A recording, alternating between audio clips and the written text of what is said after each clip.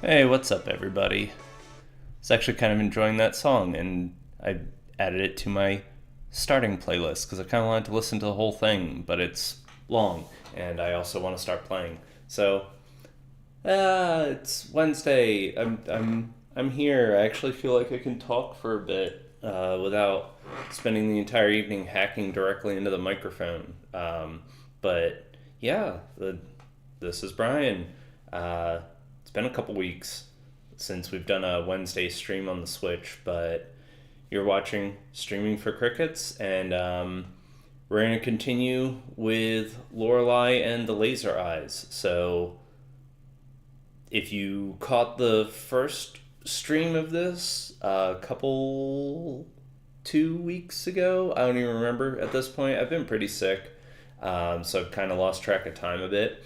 But this is a combat free atmospheric puzzle game that I really enjoyed the first day of, and we were moving through the puzzles pretty well, and they were ramping up pretty good where like I felt like I could solve them okay without getting completely stumped on them.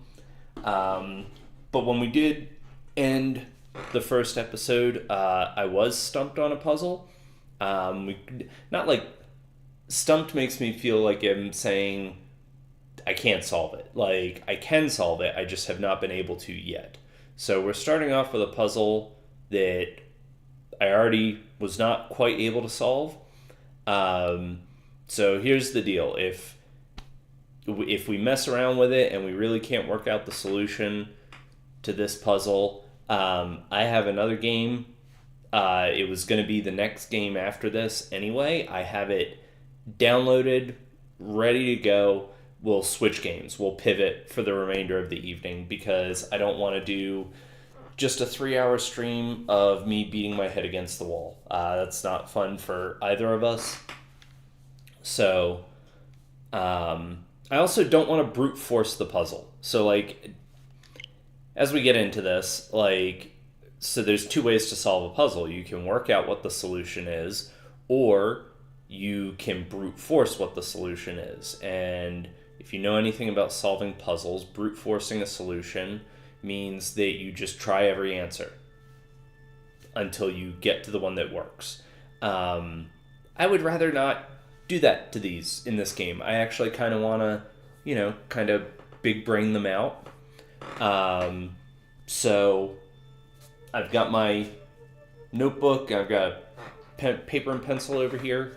So that was about all I know about this game before I started playing it, which is that it have a paper and pencil nearby for some of the puzzles, so maybe we'll work with that. But we're gonna get right into it, so sit back and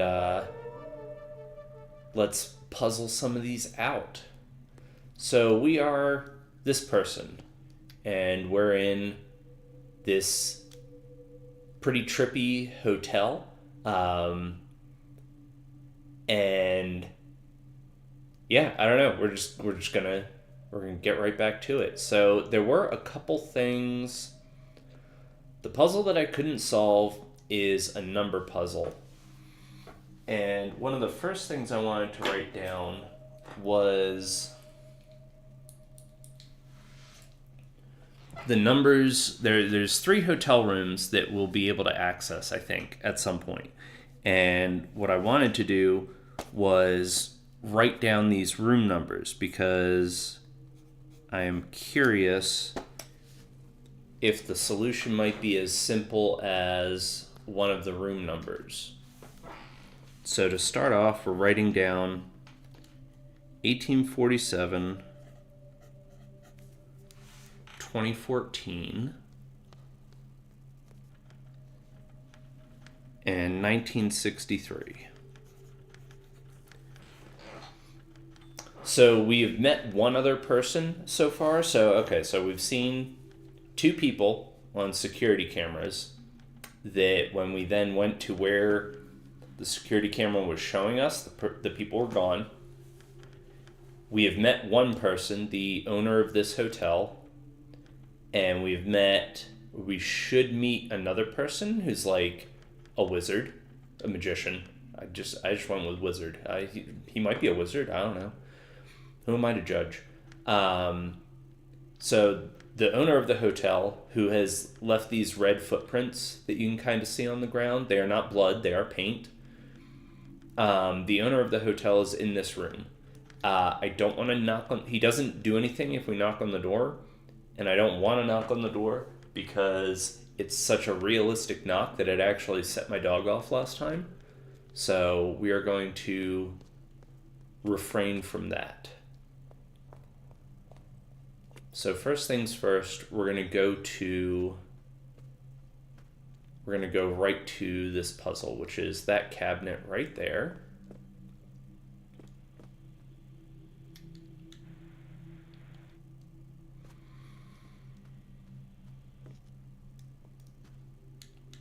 Do we read that? We've read everything. So it's gonna feel weird. Like, it kind of feels weird. I'm like, did I look at that? I'm gonna give myself the benefit of the doubt and say that everything up to this point we have looked at and read. So here we are. So the first question I wanted to answer is, can we make any of these room numbers?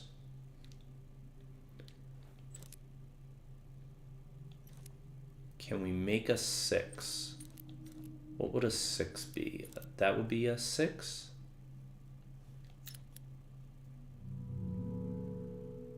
Okay. 1963. We can't make a 9 without the bottom bit. So it's not 1963.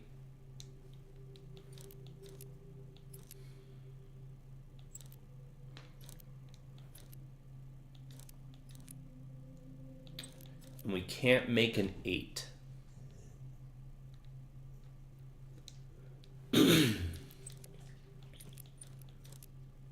We can't really make a 4 either. So can we make a 2?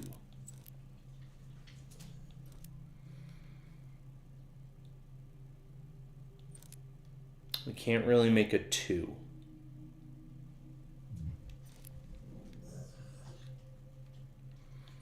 And I feel like I remember, I feel like we tried making a 1 in this opposites, on the opposite side. Okay. All right, so we know it's not, we don't know. We can say with a fair amount of confidence that it is not the room numbers. So that takes care of that. So we can't make a 2. We can't make an 8. And it is not my best guess for 1963. So what I want to do now, sorry if I'm trying to get my leg up here so I have a surface to write on. What I want to do now is I want to make a little list of what I feel are all the numbers that we can get in each position, which I don't think will take too long, but I want to see if any other number combinations jump out at us. So right here, I only see 1 and 7.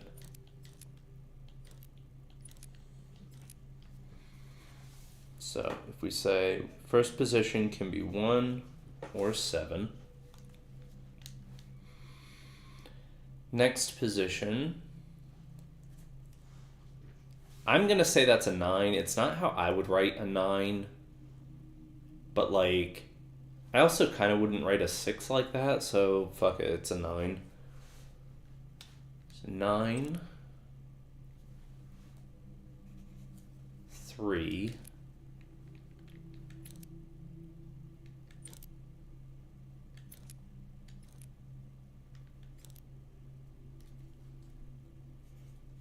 5,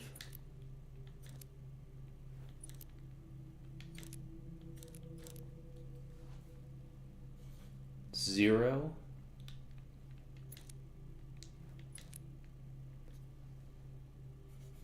2,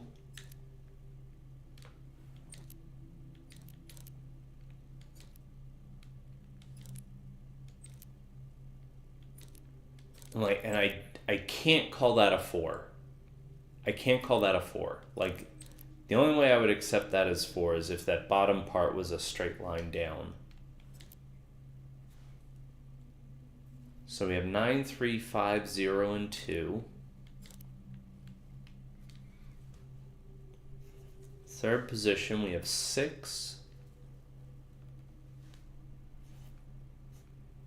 0,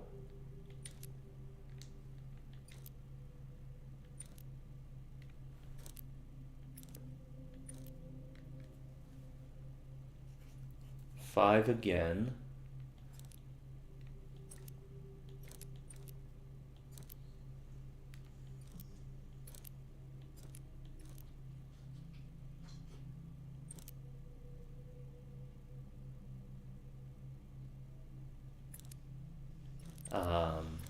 3.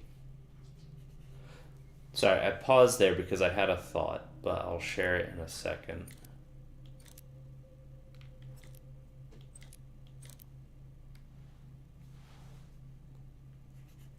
2,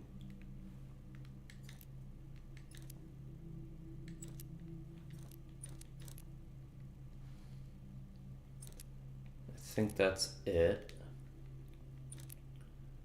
For the third number, wait, what was that? We had a 3.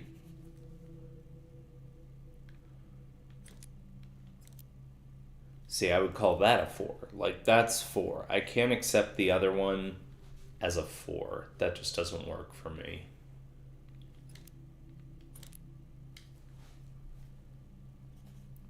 Five again. A lot of 5s.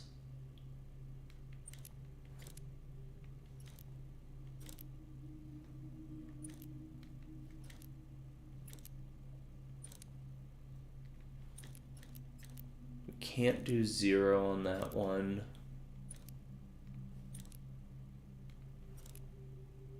4. We already got 4. We wrote 4 down.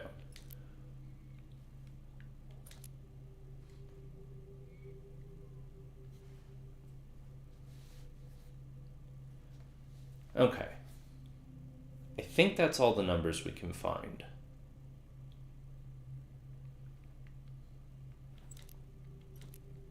So I thought that, like, yeah, some of them could be letters. Because, like, we could make H with several of these. Like, there's an H. And there's an H. But, like, I feel like that would, like, result in too many potential combinations. So until I have reason to think otherwise, I'm going to assume that it's a number combination. And then the reason I paused was because it's interesting to me that some of these look like they're behind other ones. Like, I don't know if that makes sense.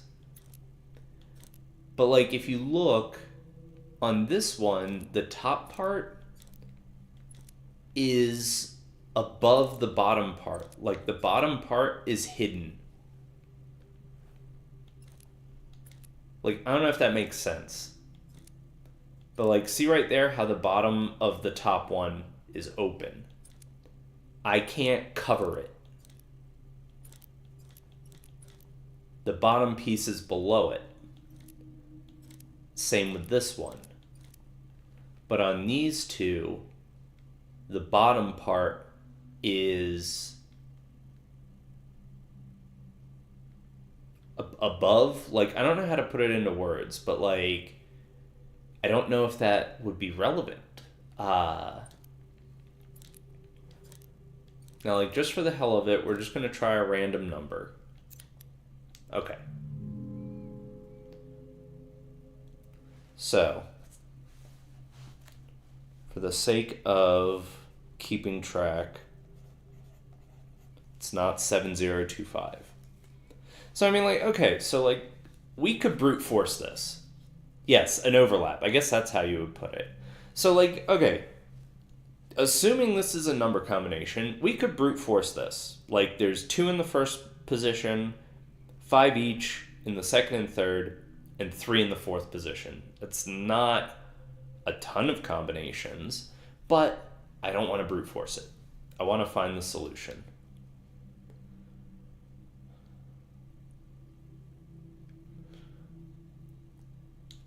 So see, like, right here, so now, like, what would you think? Would you think that the nearest piece of paper the solution? Like, where in this one we have 1963 and last year underlined. But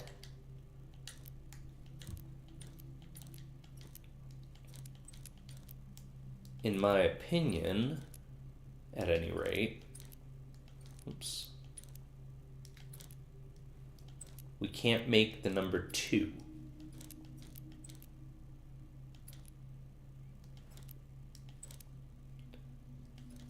Yes, we can.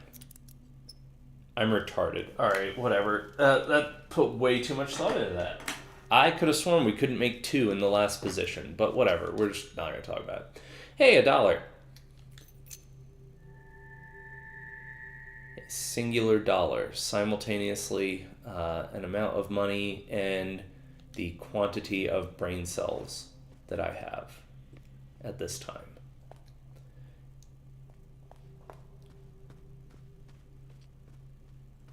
I shouldn't use the R word. It's not polite to use that word. I could have sworn we could not make a 2. And that was, but anyway. So we have the key to room 2014. It's locked. I love this pixely bag. Like, I don't know. It's just really cute. Oops. Unlock room 2014. Okay, there's a person. What the fuck? Sleeping old woman. We're just gonna leave her alone. And we're gonna look around. Oh, okay. Television and video cassette recorder. There's no cassette inserted. I do not have a cassette to insert. Find video cassettes. Okay. It's a stack of empty video cassette boxes.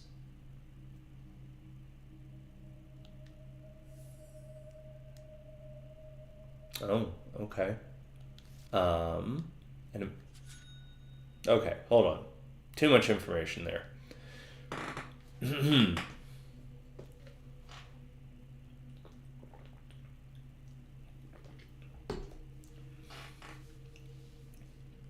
Okay. Canzone dell'Oceano. Starring people whose names I don't feel like butchering. Banker Renato leaves the city life behind and decides to sail the ocean to experience the calm of being in the eye of a storm. He robs his own bank to buy a ship, which he names Lily Christine.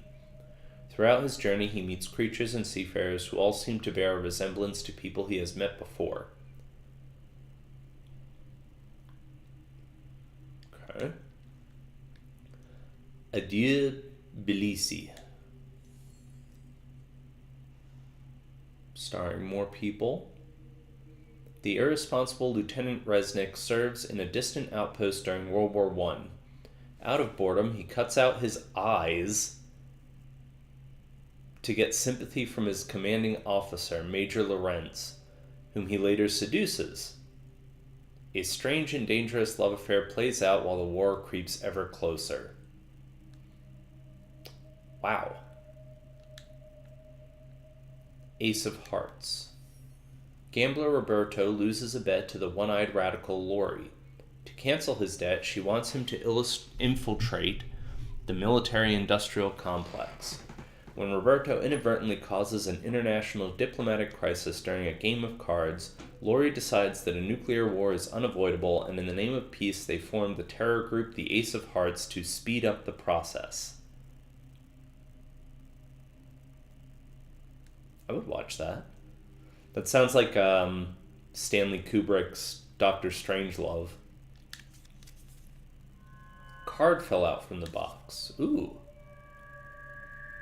The Ace of Hearts obtained. Interesting. The Etymologist's Dream.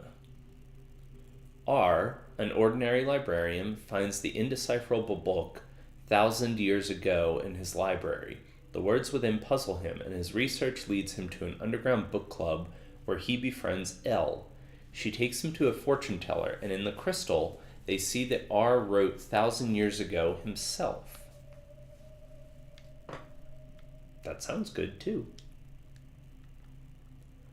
A dog like all other dogs.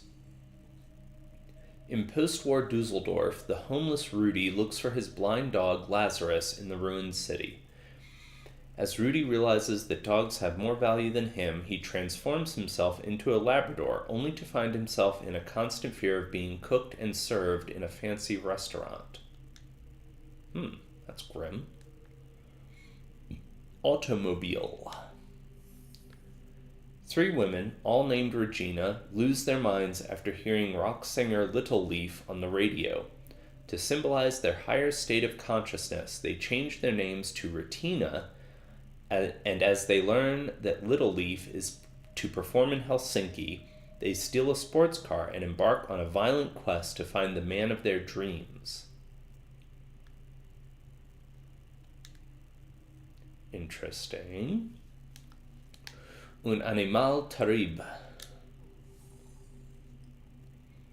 As Ronaldo is left by his wife and children, he cuts out the eyes of the family cat Lucia in a fit of revengeful rage. When insects start to devour the still living cat, it turns from white to black, and Ronaldo starts to keep a journal about its decay using macro photography. Jesus Christ!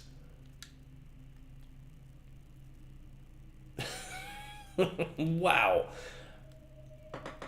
The third eye. With no description.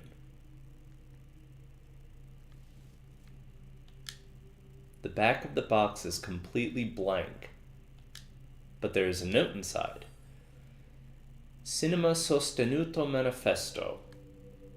Cinema does not need people to exist. A piece of art exists in itself and for itself. All art can and should not be for mankind.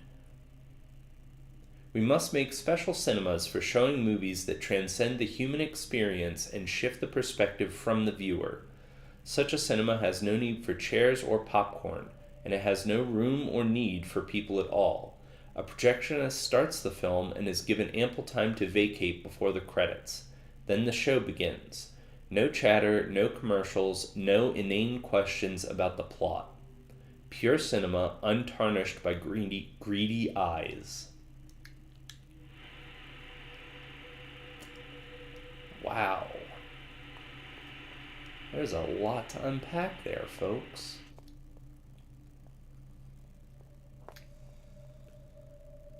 Clipboard. Schoonertag. Name of resident, redacted. Date of admission, 2014. December 13th, 2014. Date of summary, next day. Miss Redacted suffers from redacted and redacted. The latter is believed to be a symptom of early stages of redacted. It is likely that Miss Redacted's condition is redacted. Lately, Miss Redactive has been receptive to verbal communication. Nurses have seen noticeable reactions when mentioning things such as family members, friends, places she has visited, or things related to her work.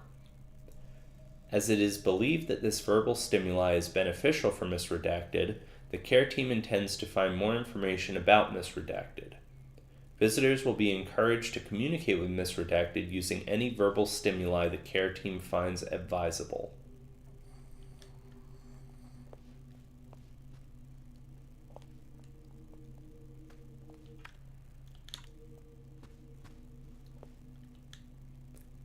Broken mirror.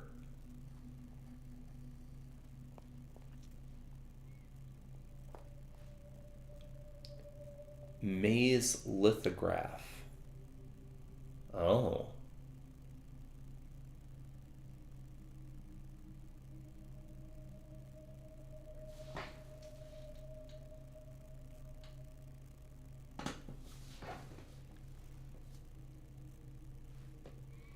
I think there's a maze thing on the door of the next room over.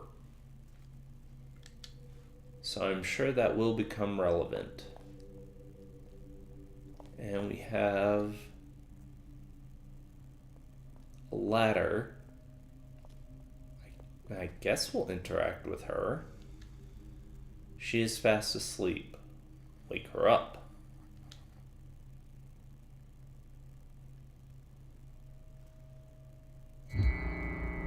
Oh dear.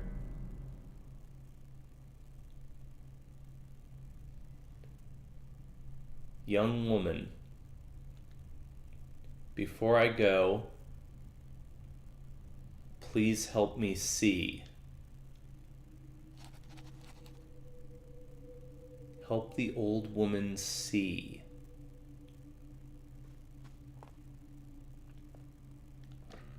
Okay.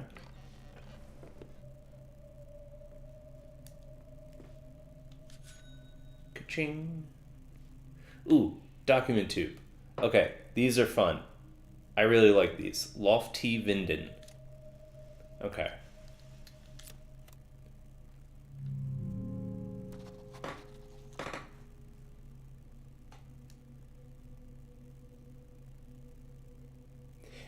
I mean, you might be right, but technically we haven't seen our eyes either.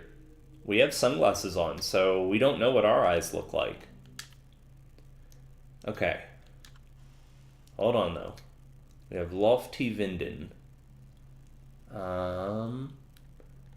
Where are these? It's not magic posters.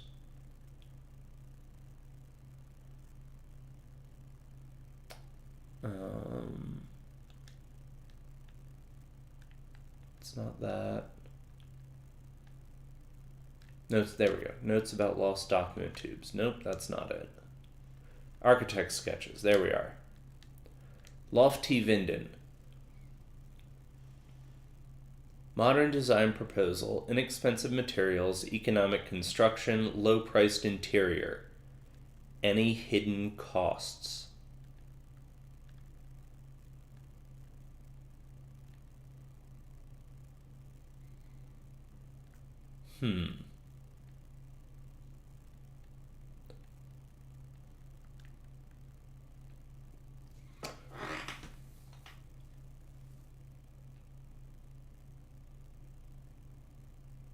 What's the riddle here, though?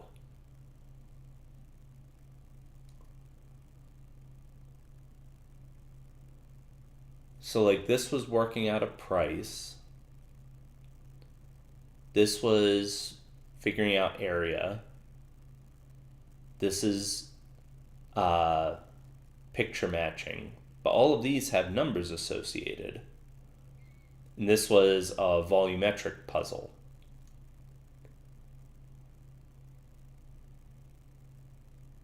Where are...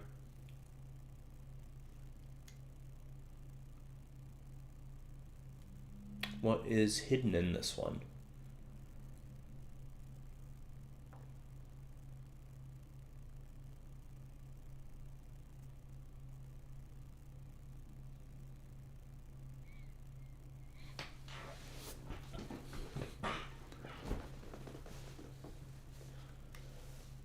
Any hidden costs?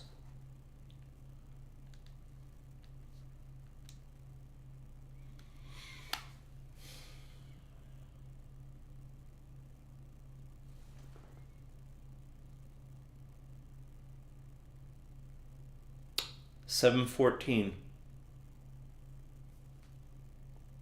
The trick is that north is oriented that way. If you turn it sideways, you can see the numbers 714.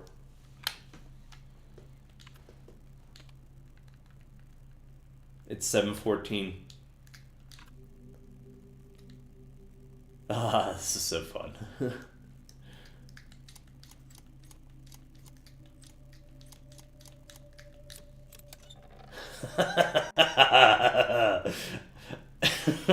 I don't know, dude. I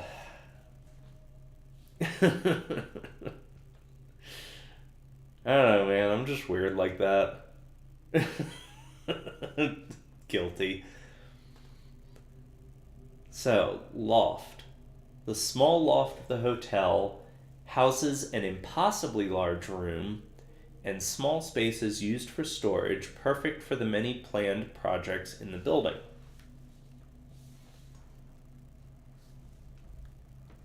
Interesting. But I think that might be all that is up here. I think this is a singular room. What do we have here? Oh, we have so many things to do.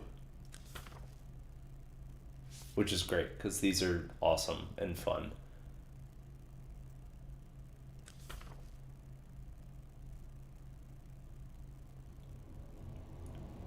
Padlock on the mezzanine, padlock by the stairs.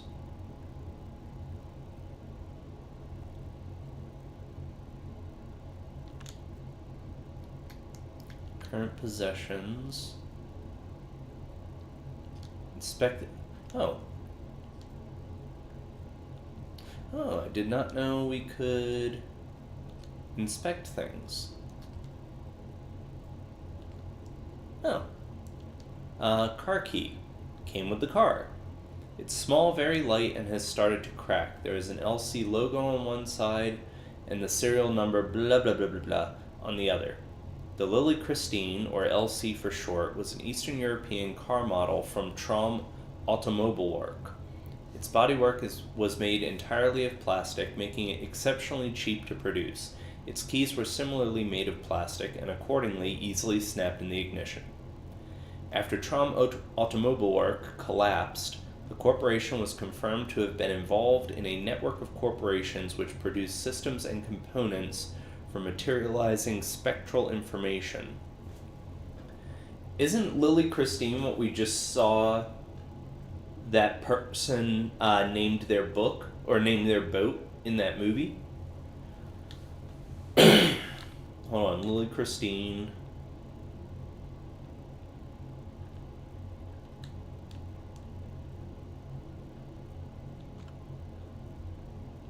Which one?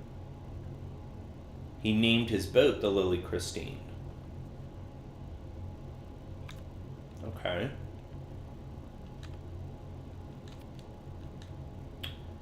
Tampons, bought in a pharmacy in a town near the hotel, made out of absorbent cotton wrapped in wax paper. Tampons were invented in the early 1930s and are designed to absorb blood and vaginal secretions during menstruation. The lack of an applicator suggests an origin which is not American. It was not uncommon for hygiene products to be wrapped in wax paper as late as the 1960s. Moon cycles and menstruation have historically been linked, and even today many debunked myths about menstruation are widespread due to taboos, ignorance, and superstitions. American dollars.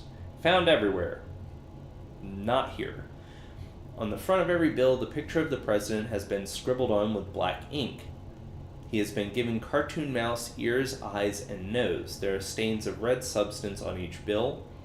On the other side, the depiction of the Eye of Providence has been consciously circled using the red substance. Dollar bills with similar doodles have been in circulation in Northern Europe for at least 4 decades. They have been linked to case blah blah blah, but it is likely that the vast majority of these bills are copies by unassociated pranksters. There have been exactly 100 findings of confirmed originals. bite-sized gaming system. Stolen in the gatehouse, in very good condition and has almost no visible scratches. Very light. KLB Electronics 1982, not for resale, is printed on a label on the back. The bite size was a handheld game console developed by KLB Electronics.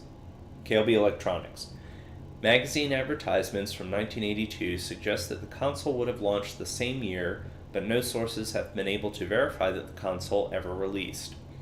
Some sources claim the device was withdrawn due to players receiving severe eye strain.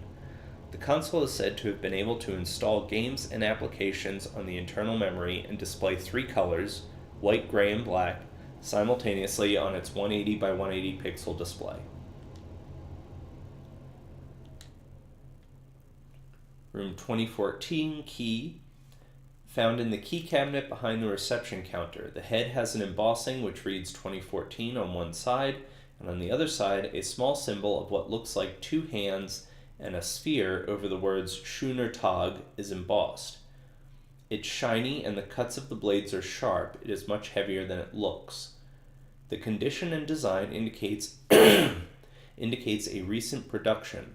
The key's weight can presumably be attributed to its interior, which must be made of a material of great weight, a design characteristic used to emphasize importance. The tiny emblem on the head could be interpreted to mean many things. In several cultures, 2 hands symbolize protection.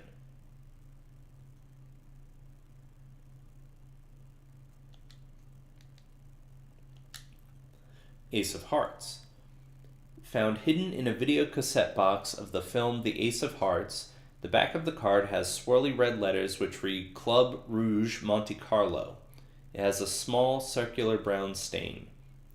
In rural parts of southern Europe, it is believed that using playing cards as coasters could cure all kinds of spiritual ailments. However, the size of the stain hints at it being from an espresso cup, which indicates an urban origin. It is possible that the card was a possession of a highly superstitious metropolitan.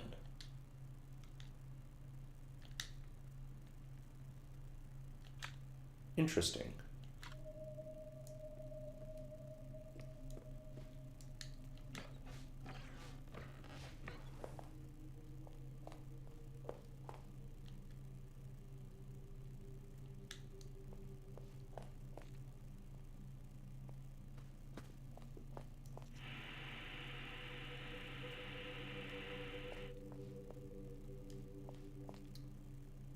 Oh.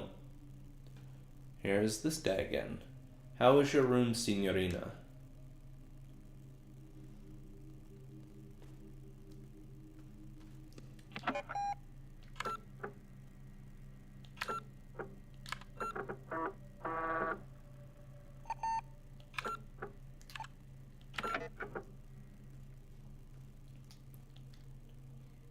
What was it you expected?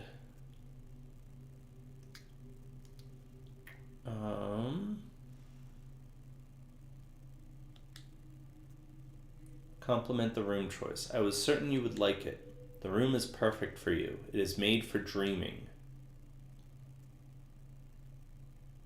Now, signorina, I forgot to ask you the most important thing. Did you bring the script pages like we agreed?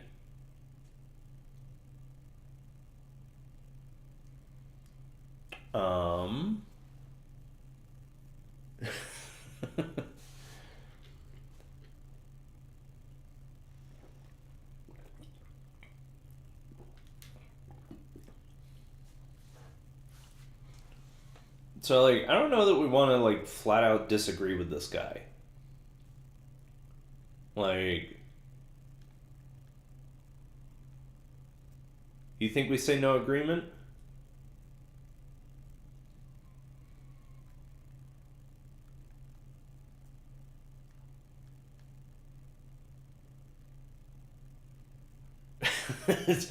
There's only one way to find out if he'll kill us.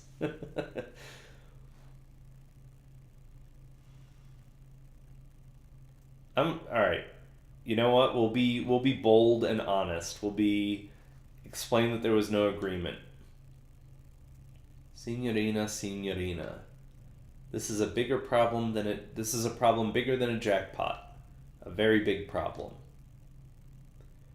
How do you suppose we will find out how it ends? I suggest you make it a very high priority to bring them to me.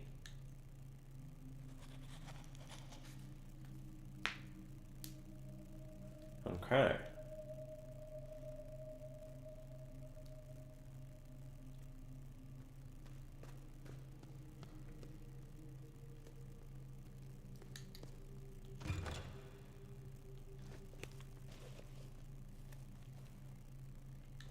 So the maze lithograph on the wall, I feel like matches that. So like, whoops, that's not what I meant to do.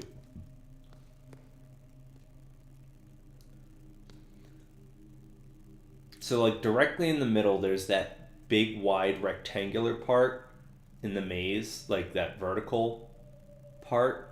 And the top right, there's kind of that spiral.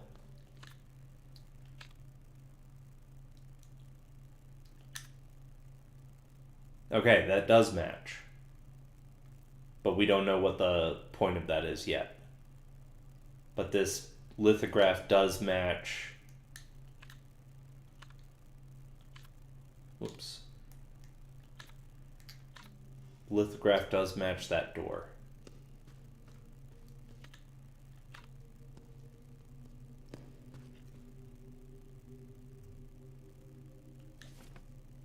Open that one.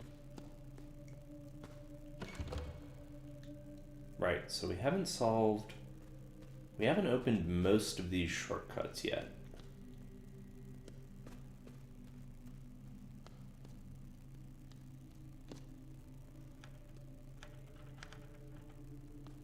So he's still typing up a storm.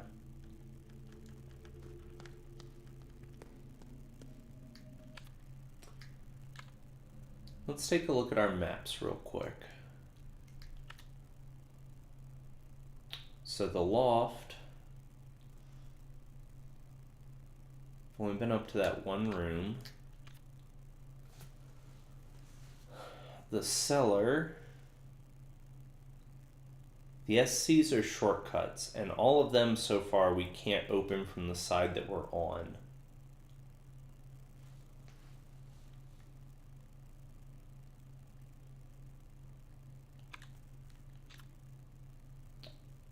There's his room, which we can't get into.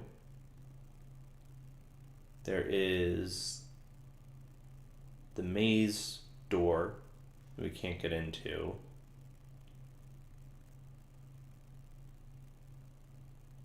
That's a shortcut. That's a shortcut.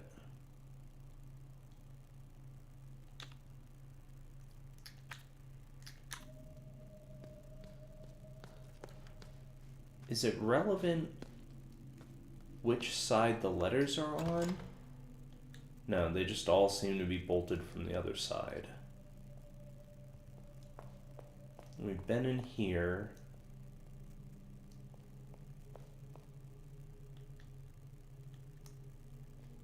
We looked at these. We don't know what those codes are yet. Case sensitive code to request bug report 2.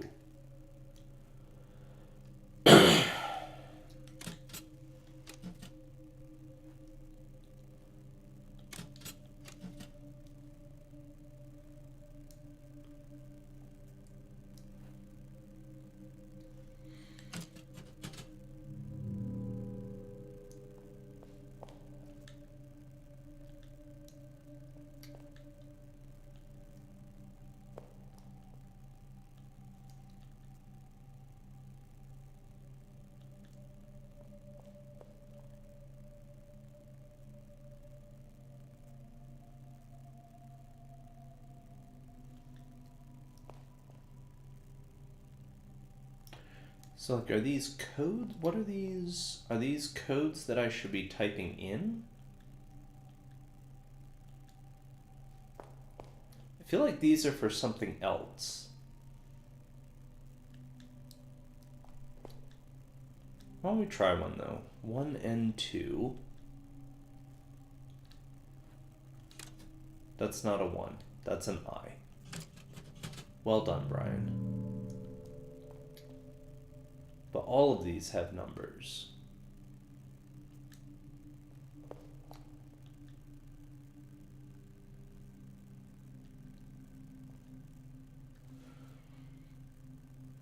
So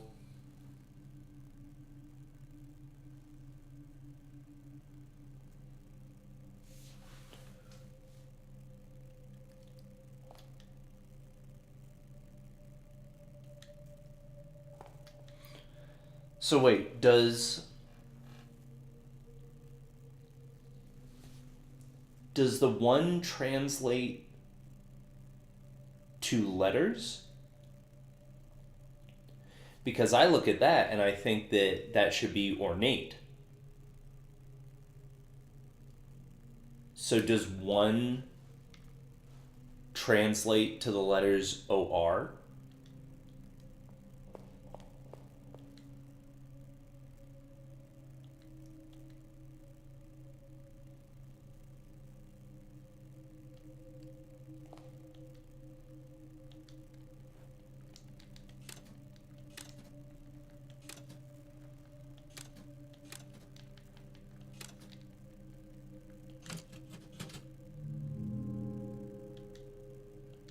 Case sensitive. ORNATE.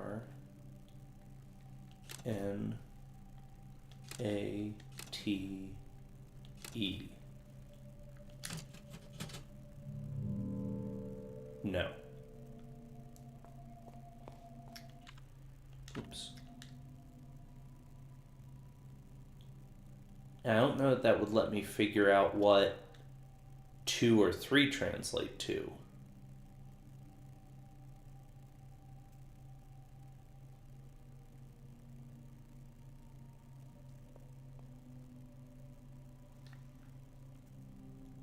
Hold on.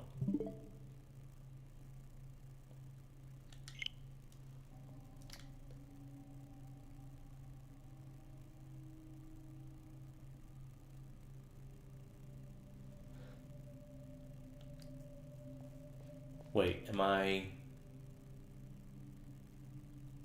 ornate? Would it be O-R-E? That doesn't seem right.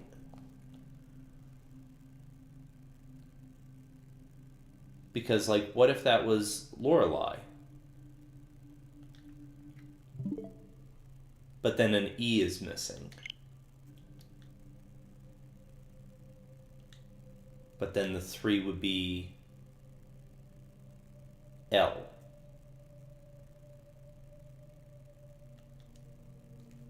What if we tried Lorelei?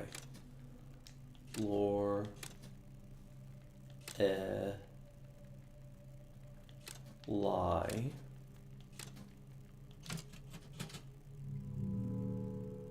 No.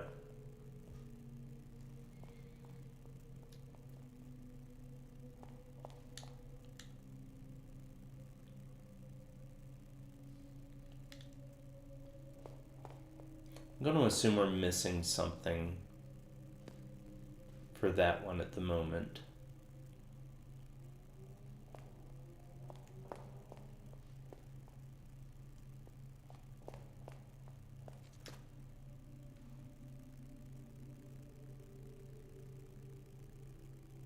What do you mean all 3 words?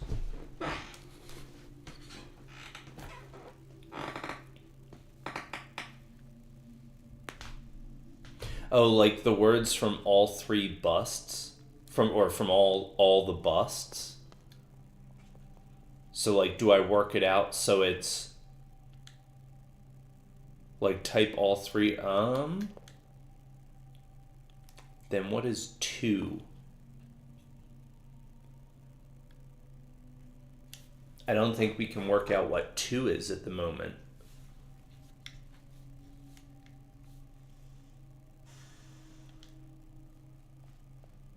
Because, like, we think we have... I think that would be ornate.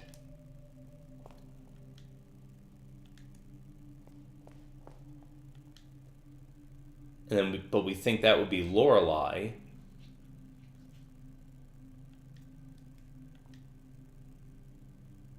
But then I don't know if we can work out what the number 2 is.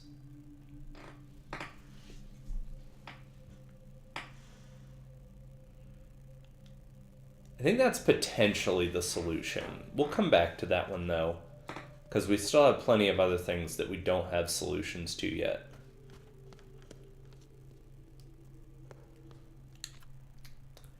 We were looking at the maps. So on floor 2, we have shortcuts abound.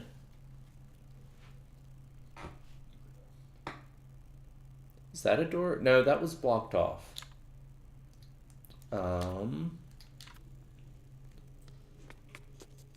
Oh, hey, ghostly person. Hello.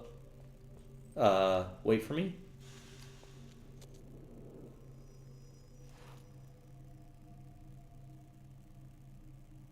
All right, we have a red ghostly person.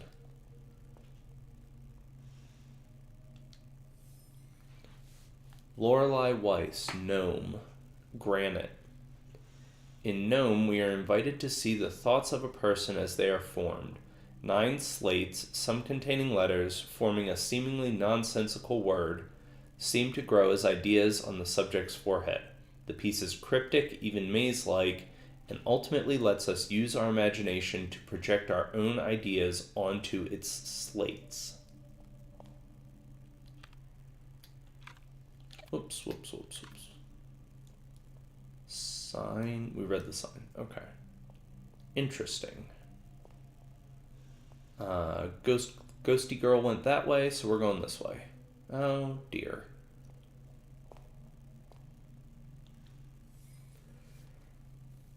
Okay. Renat Schwarzwald, Himmelskorper, Oil on Canvas. Having mostly used her talents and training in traditional paintings for landscapes and portraits, Schwarzwald's motifs became more and more minimal, sometimes even simple, by the end of her life. Her later work would often include mystic symbols, some not deciphered to this day.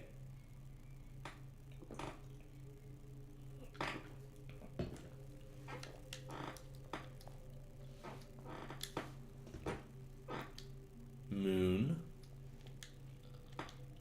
Mars, Mercury, Jupiter, Venus, Saturn, Sun.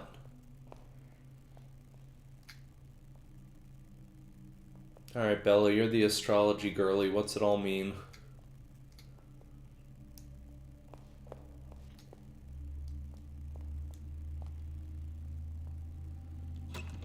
Locked door, keypad next to the door. Oh dear. So 5 digits.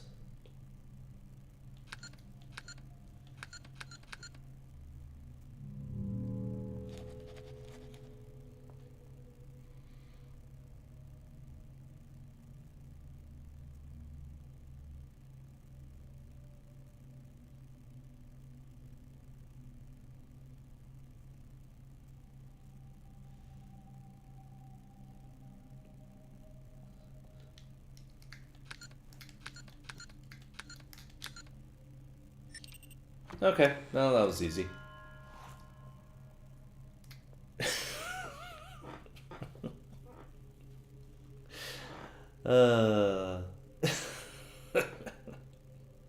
Why can't I, like, be this smart with my actual life?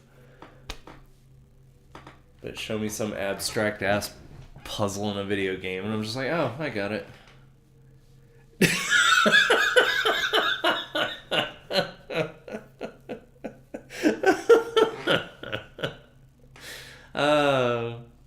Anyway, the director's name is Renzo, so 75286 was the solution. because that's the number pad. Anywho, moving on.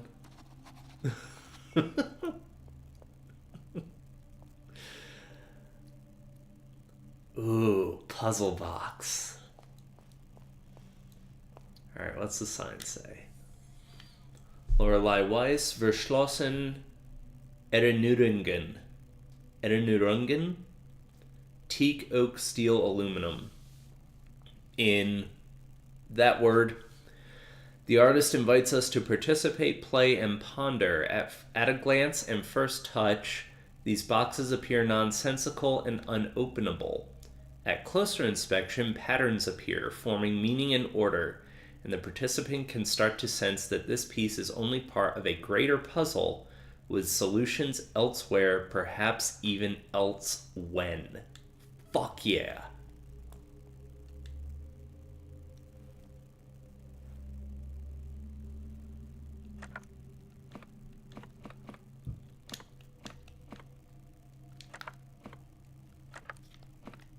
So the only annoying thing in this game is that there's no back button. Like, if you enter a puzzle, like, that's the only... So far, that's, like, my only criticism of this game, is that, like, there's no back button. Like, if you enter a puzzle, you have to get the solution wrong to get out of it.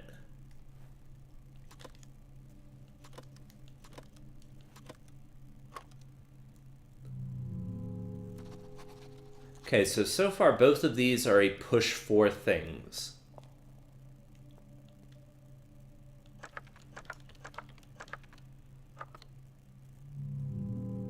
Okay.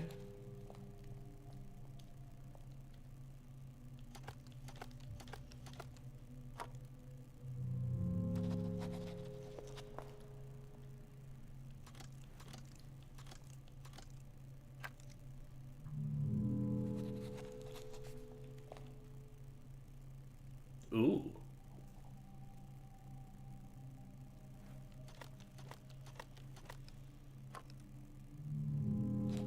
Okay, so that one had shapes. So far the other ones don't really have shapes. They're just a push for. More shapes. I mean, like, it's still a push for, but, like, it's... The buttons look different, so there's something to do with, like, figuring out the buttons.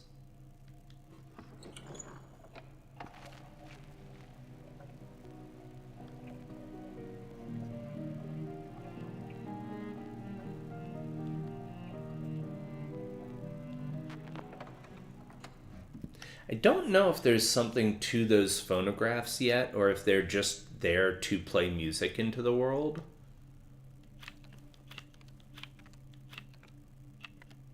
Okay.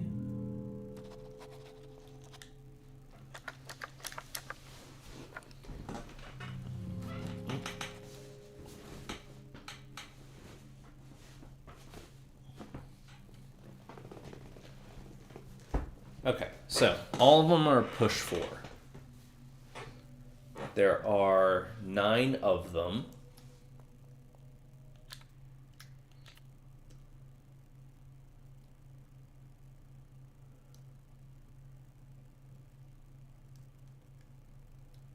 That's really all we know. Alright, let's follow the ghosty girl. Ghosty girl goes Bert.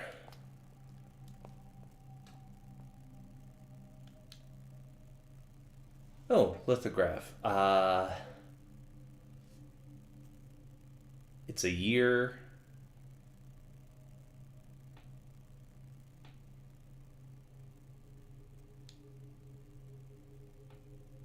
D? D isn't a Roman. Are D and C Roman numerals? I don't think they are.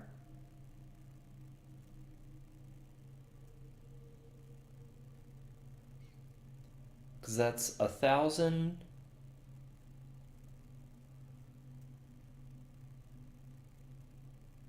And then 47 at the end. XL is 40. And then 7. Are D and C Roman numerals? I don't think they are.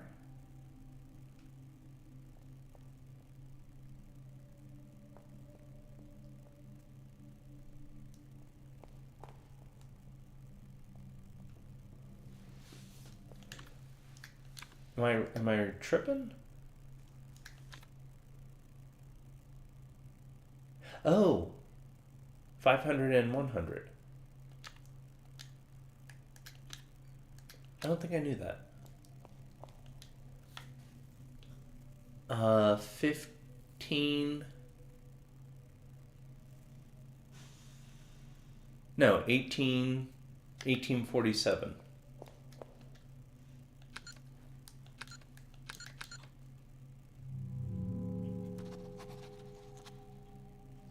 Right?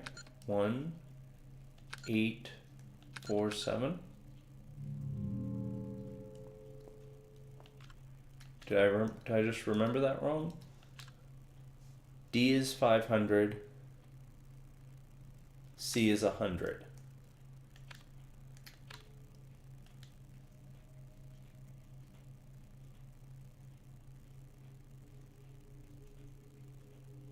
$1,000, $500, and $300 is 8. So 18.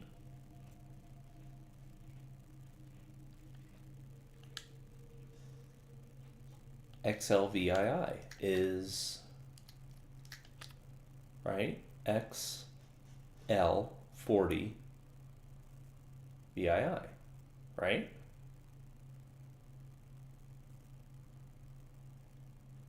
Yeah, it's even right there. 1847.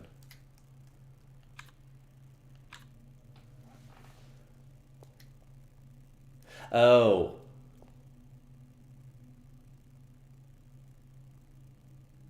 So actually it's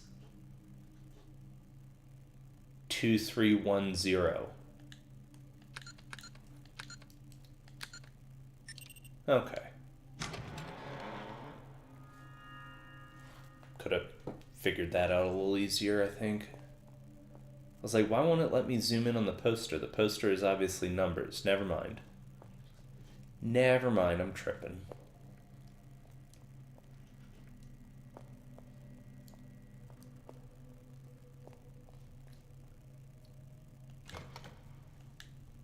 Oh, finally. I'm on the right side of one of them. Okay. Shortcut 6. Where were those? Weren't they here? Were they not here? Hold on.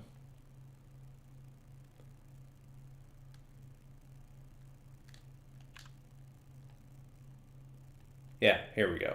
4, 5, 6. All right. In my left hand, I have half of the total amount of coins I have. In my right hand, I have half the amount of what I have in my left hand. The rest, 6 coins, are hidden away in my hat. How many coins do I have? 15? Is it 15?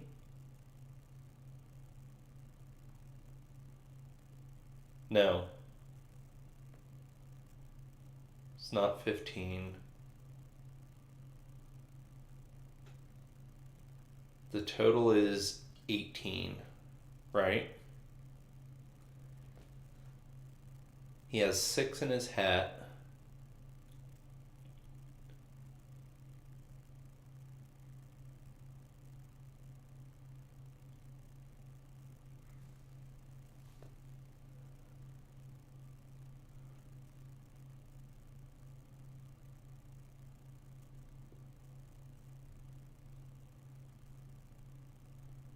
Half the total amount. So you would think it's 12, but it's not.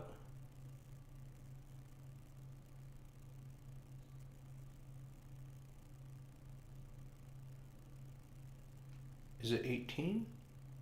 Or is it 15?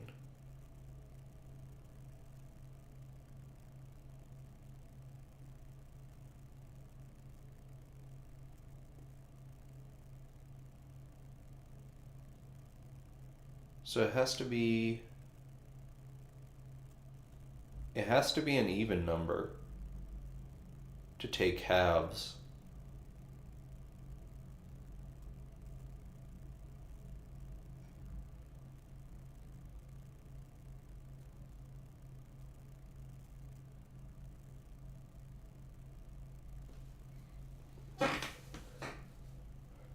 My left hand, I have half of the total amount of coins I have. My right, I have half of the half. So you have a quarter.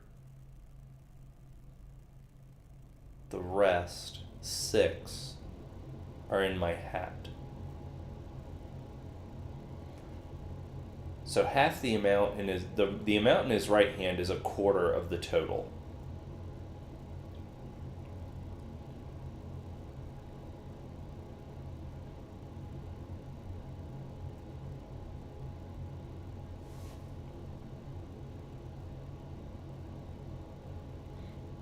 Now see, this is where I struggle, because really if I could turn that into a formula and solve for x,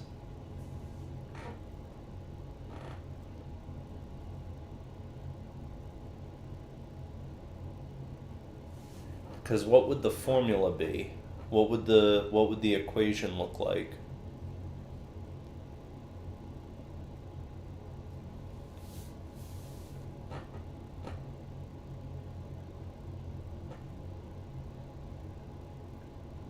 It would be 1/2 x plus 1/4 x plus 6 equals the total, right? Is that right?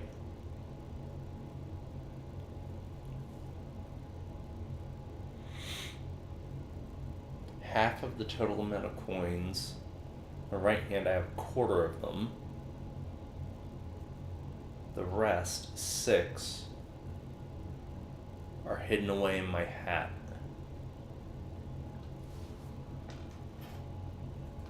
See, like this is the kind of puzzle that like somebody who's good at math could just look at and probably figure out right away. But that is not what my brain is like.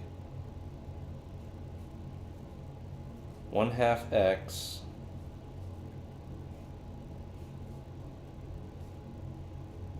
plus 1/4 x plus 6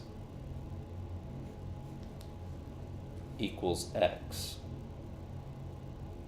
I don't think that's the right way to write it, though.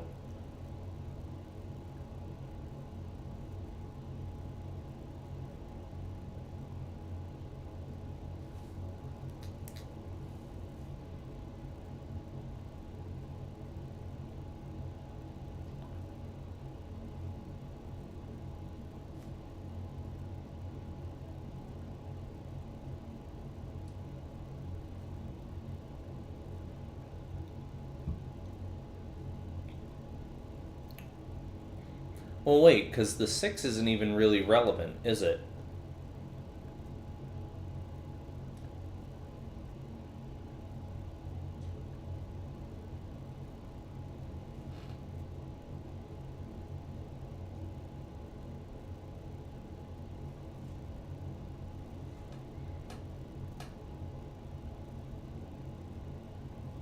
I see where you're coming from. I don't like it's a trick, because I know there are puzzles like that, because that's how the puzzle to St. Ives goes. Because that puzzle is, as I was going to St. Ives, I met a man with 7 wives. The 7 wives had 7 sacks. The 7 sacks had 7 cats. The 7 cats had 7 kittens. Kittens, cats, sacks, wives. How many were going to St. Ives? And the answer is 1, just the man, because the name of the puzzle is As I Was Going to St. Ives. I'll try it. I don't think that's it, but you might be right.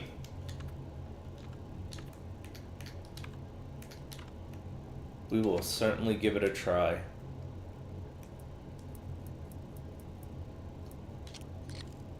It is not 6.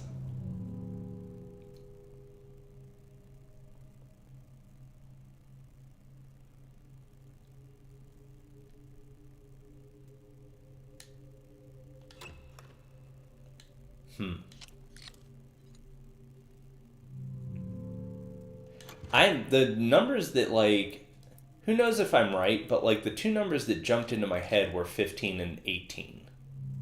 So I'm going to try those two because those were the two that I'm like, oh, that's what it is. And like, okay, it's not 15 or 18. Oops.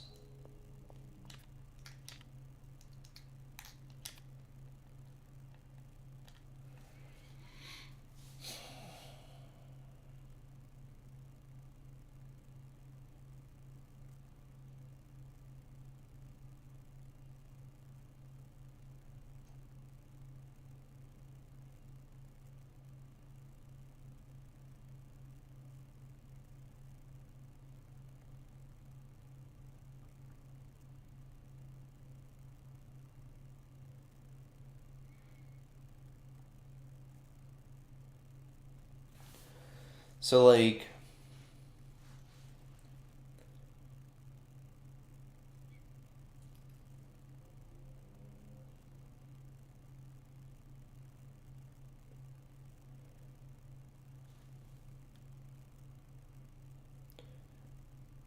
how would you write it just as an equation? Like, I could probably figure it out if I could just write the equation properly, because it's just a multiplication problem. It's a simple math problem. I just need to see it, because like I can solve for x.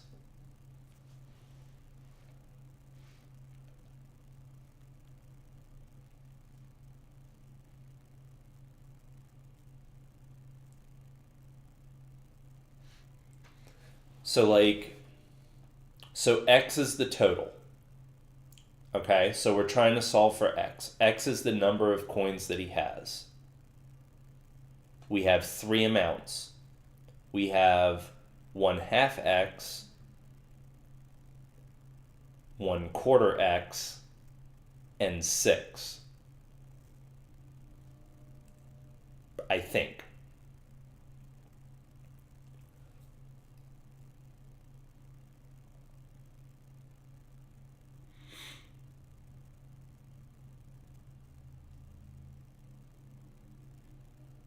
Is that right?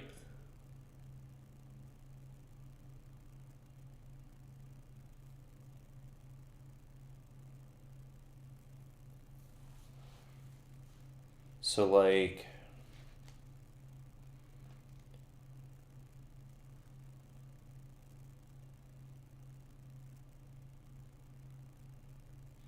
how would you solve that? I'm so bad at math.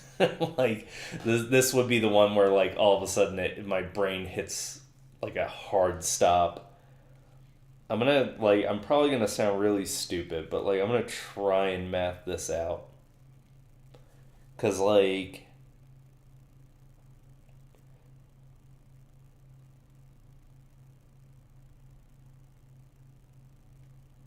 cause my potato brain,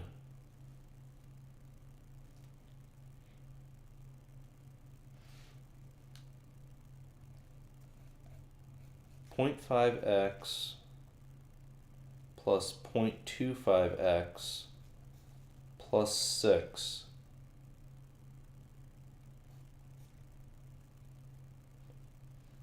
equals x.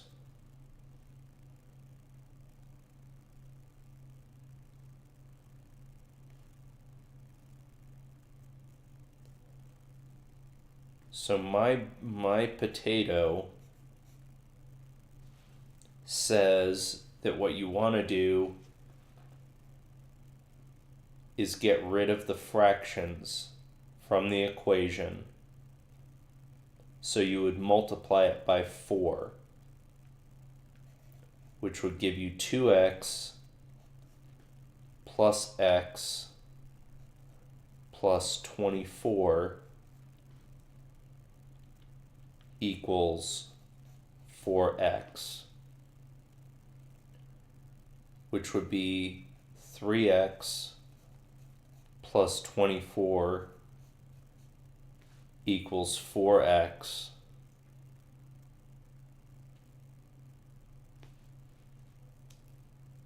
And then how would you solve it from there?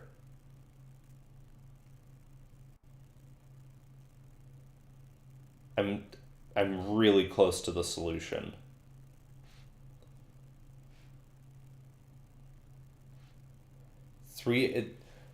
So 3x plus 24 equals 4x.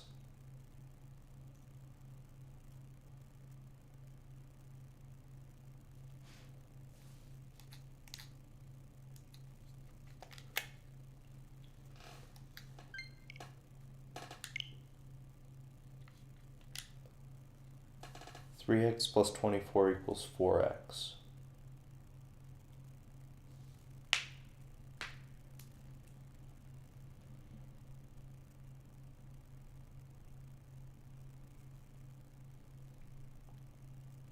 How would you solve that?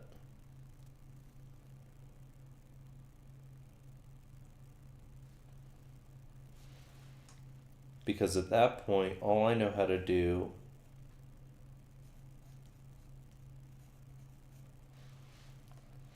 is figure out that 3x is the same as 4x minus 24.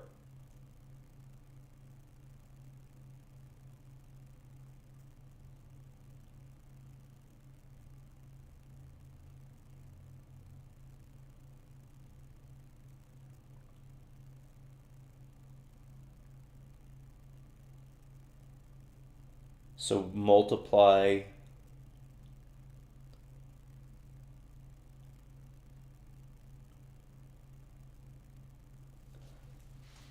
if you multiply both sides by 4, 12x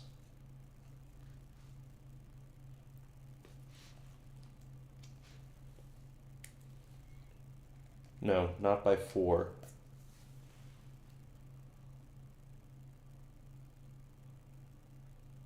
By 4?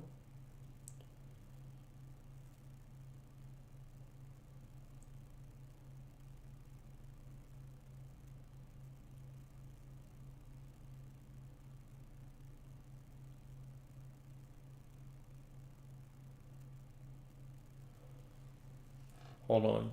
So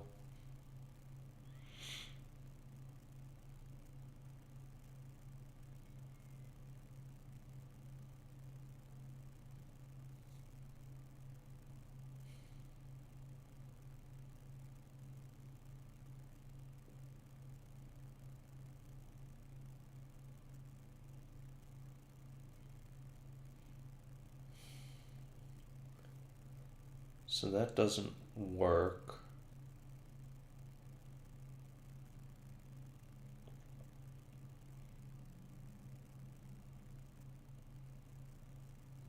How do you solve for x from that point?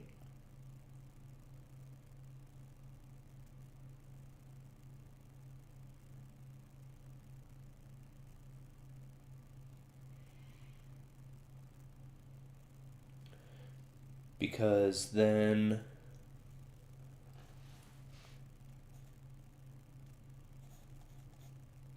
that and that is 96 divided by 4.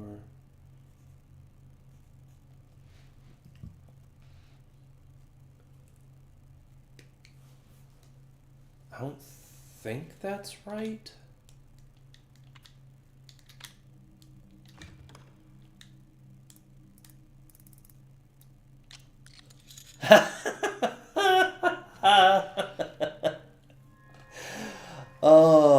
The answer was 24. The answer was 24. So he had 12 in his left hand, 6 in his right, and 6 under his hat.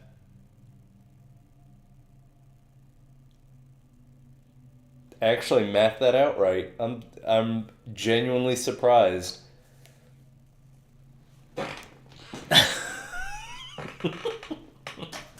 This is 24. I cannot believe I worked that out. Holy fuck. I dragged that out from a dark, deep hole in my memory. Whew.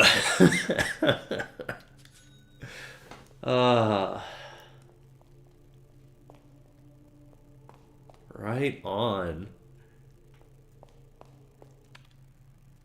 Whew. And leads right to another shortcut that I cannot open at this time. Still, this is pretty awesome. I feel pretty good about that one too. Where are we right now? So it looks like, as cool as that was, it looks like all we have done is access 2 shortcut doors that I bet we can't open. We can't, okay. But once we open those 2 from that side, we will be able to pass through. That deserves a save. That warrants saving the game.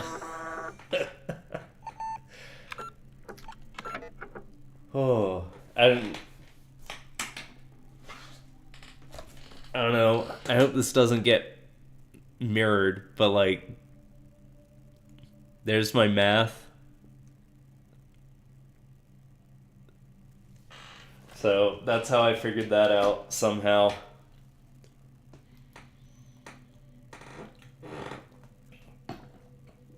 Oh, that made me sweat. Oh, there's a big hole in the floor. Hole in floor. I can see that. The hole blocks the way. We can jump down the hole. But we're not going to do that just yet.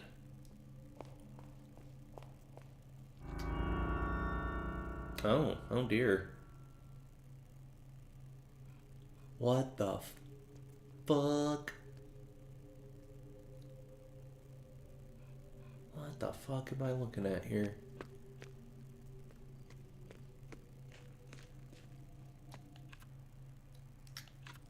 I love the visual aesthetic of this game. So what in the fuck all is going on out here? There's a hole in the forehead of the statue. Yeah. And then we got doors, or we got, I don't know if they're doors, but we got icons. We got 1847. We got $1. There is a lot going on here. You are correct about that, ma'am.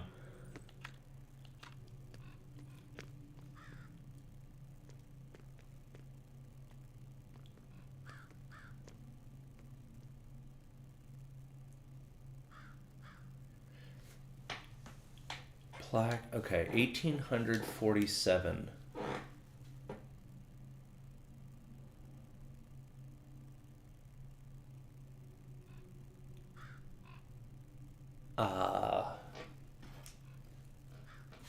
Okay. So this is a pretty... This should be a decent substitution one. On to the next page. So west equals 4.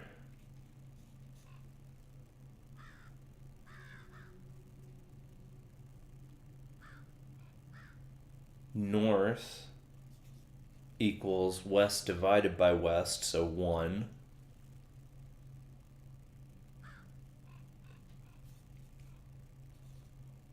East needs south. South is west plus west, so 8.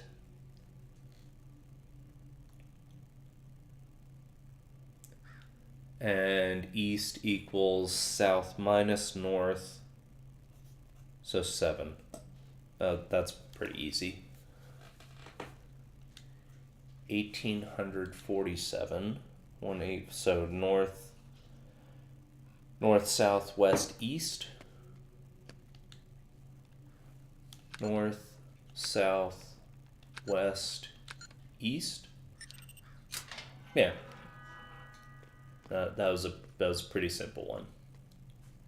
After that last one in A8, that was pretty simple. What the fuck have we got going on here? Oh, okay, we can't go that way. Oh boy.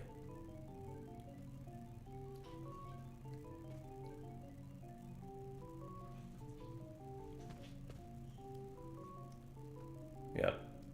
Okay, we got a note. Alright, let's read the note. Not here, call me, 1798. Lorenzo. Okay. We got books about divination.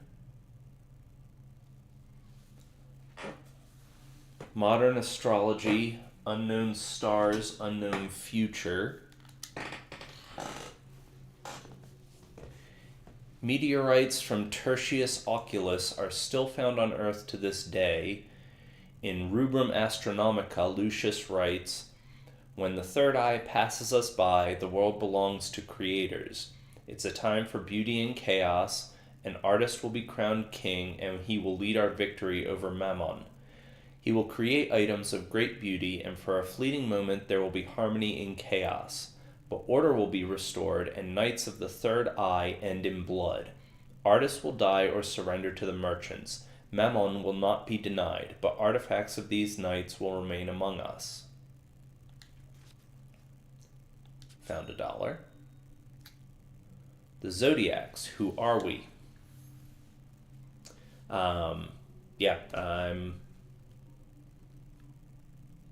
There's the Zodiacs. In the cards, cartomancy for beginners. According to the movie Constantine, I think so. I think that's who Mammon is. In the cards, cartomancy for beginners. The Ace of Spades, also known as Death card or the Spadille, has been a symbol related to war and also asexuality, but in the French tradition of fortune-telling, it would usually mean bad luck or death in one's future. Card fell out of the book. Ace of Spades. Okay. Oculomancy. It is in the eyes. Often offset by legilimency.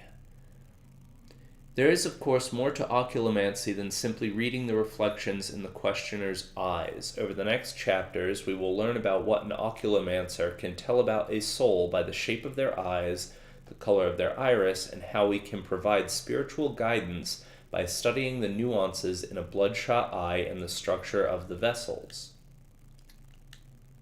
I would read all of those, basically. Those all sound good. Alright. The Skeptic's Guide to Crystal Gazing. To understand crystallomancy, we must understand that all divinity is therapeutic, not paranormal. Over the years, there have been several scientific studies of the practice, and many come to the same conclusion. Crystal gazing is self-hypnotism. What you see in the crystal could simply be something you have forgotten or repressed.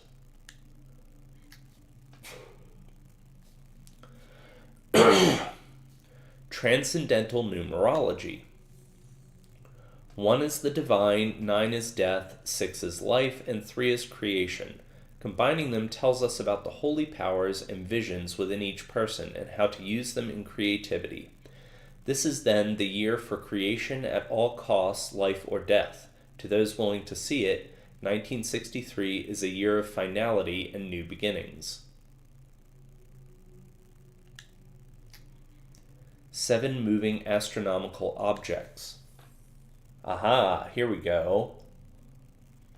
It is believed that the Babylonians were the first to divide the moon phase cycles in four, which became what we today know as a week. They also developed a horoscope by assigning them the 7 classical planets: Moon Monday, Mars Tuesday, Mercury Wednesday, Jupiter Thursday, Venus Friday, Saturn Saturday, and the Sun Sunday. So this will absolutely relate to that other room. Lunar phases of 1847. Okay.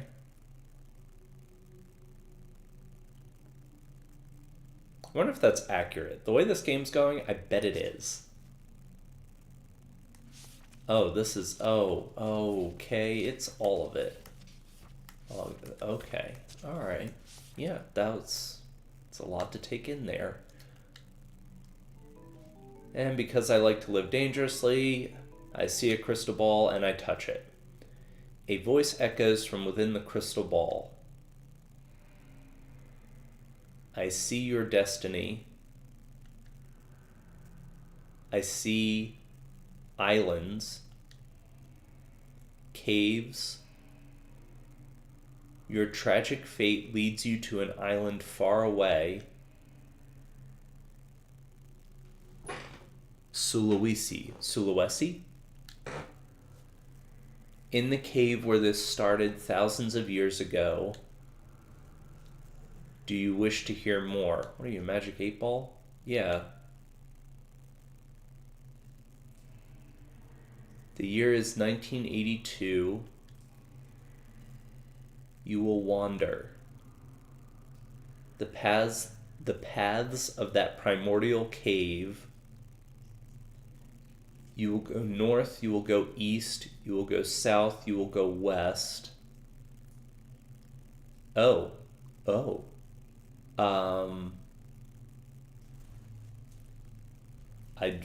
East. No.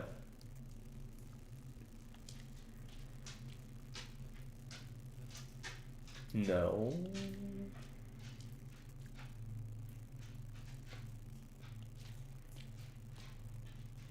You,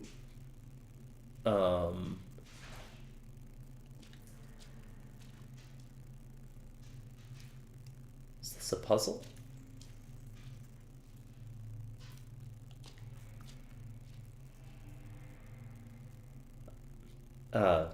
Sure. At this point you will see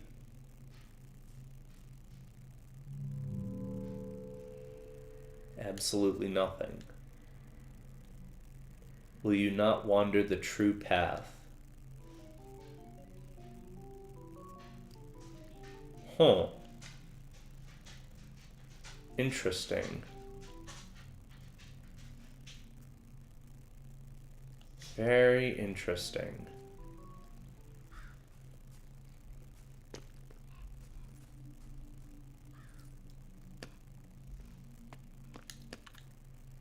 So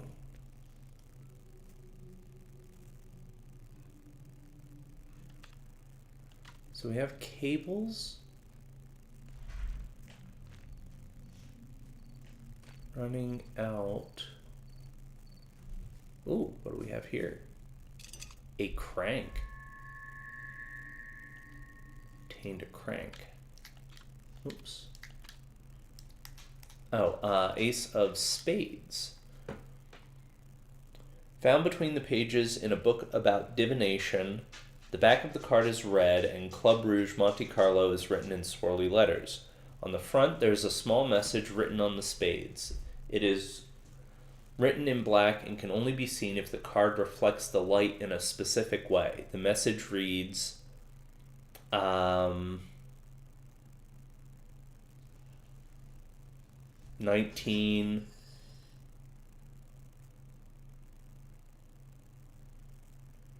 1958 Moors.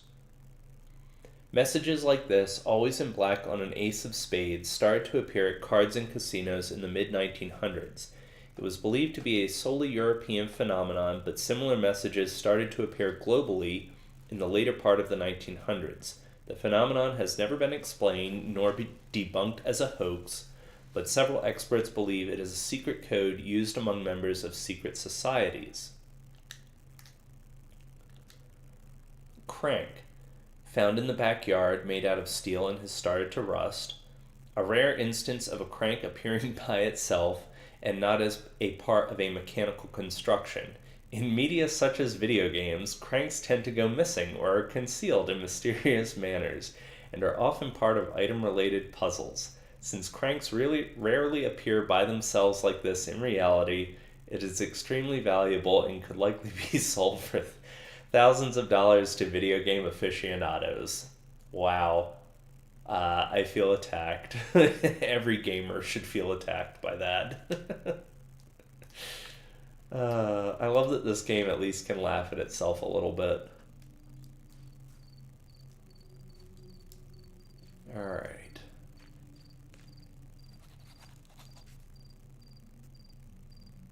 $18.47 again. So we keep running into that number. Dead woman. Red glass shards surround her. She is holding on to a broken key.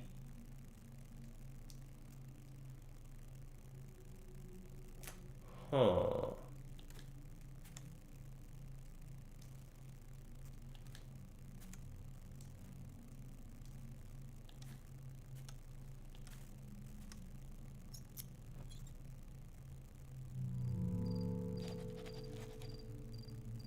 Broken key in the backyard.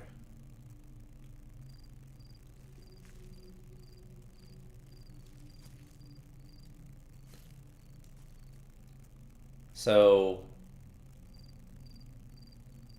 I mean, I assume this is due to, these are the shards of the broken mirror in the sleeping woman's room.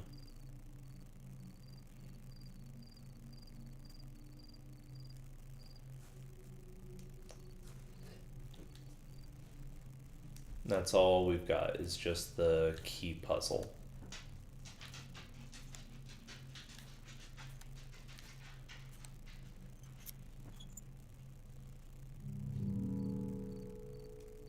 I mean, like,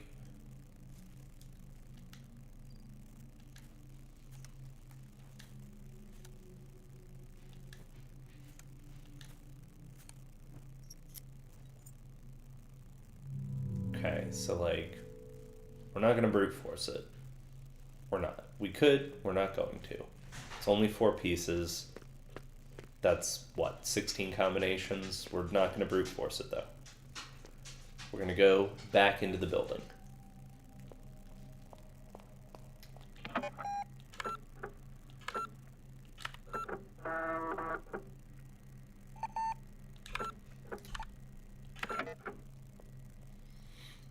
Okay.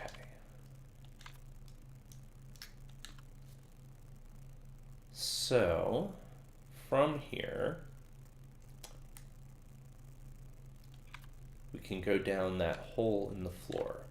Actually, like, I've been talking a fair amount. Why don't we make this a good spot for a stand-up stretch hydrate break? Because I could go get some more to drink.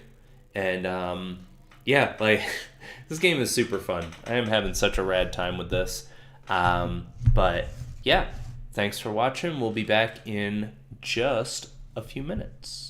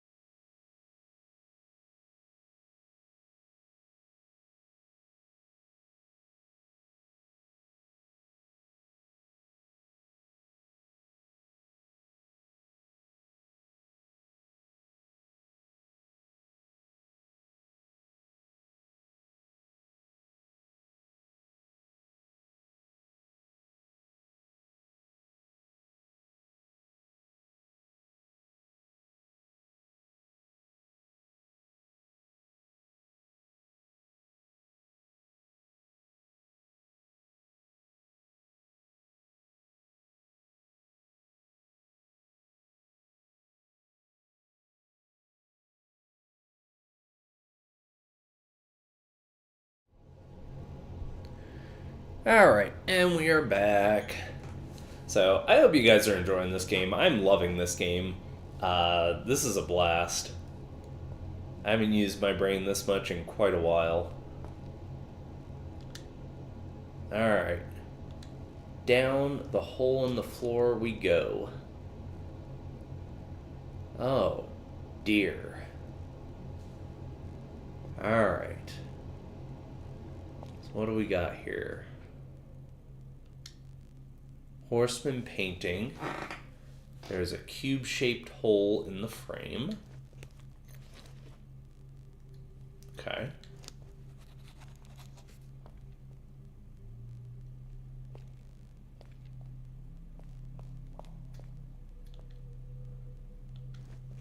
Another cube-shaped hole in a frame.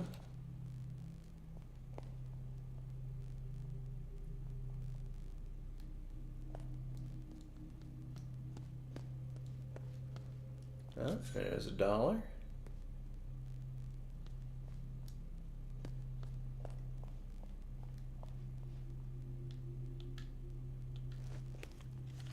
Another one. Sword. And the bow. Okay.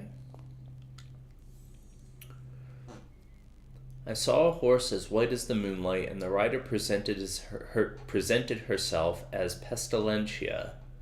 In her hands was a bow, and its arrows were filled with dirt and blood from the sick.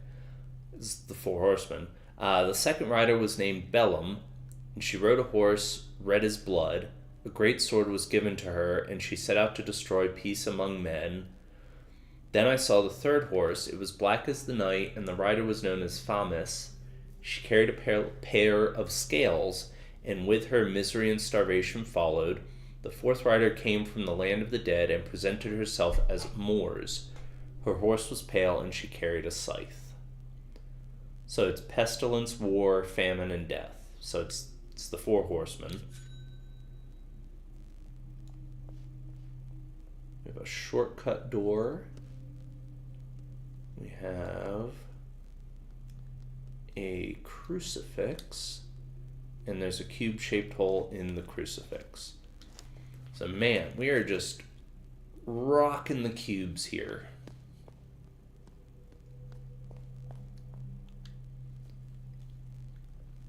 Oh, there's a voice from inside the confessional. That's terrifying. May the Lord be in your heart and help you to confess your sins.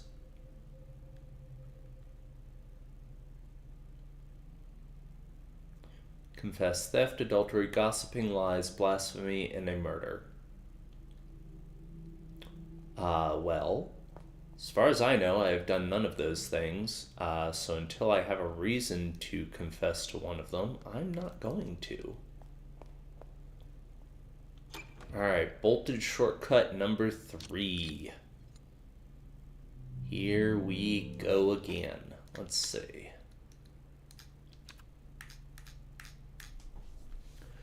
Okay. Strange man walks into a cafe. He wears a black suit and sunglasses. He sits down by your table and whispers, I have a message for you. Meet me here for breakfast, 210 degrees after 0. You know the number, yes? He then quickly leaves again. What number did the strange man mean? So on a dial, that would be right, because I assume we're talking degrees like degrees of a circle. 0 is vertical,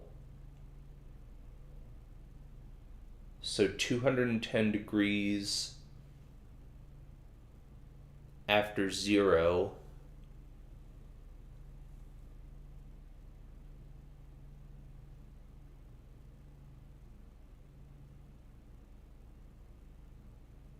would be 150 from 360, I think, if that's even on the dial. It's not on the dial, so it can't be that.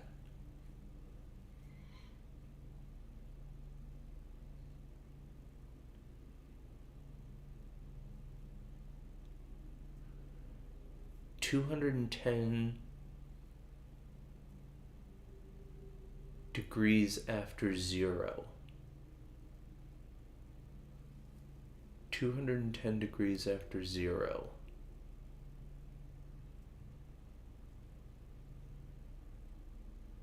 Am I not picturing the right kind of dial?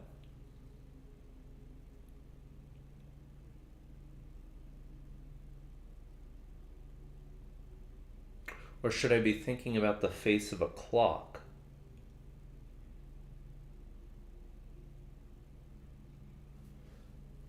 Because on a clock, 0, 90, 180,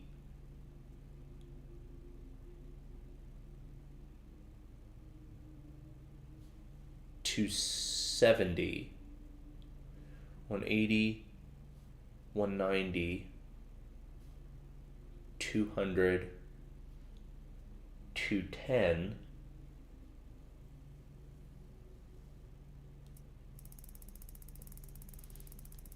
Would be not 70. Like, am I picturing the wrong kind of dial?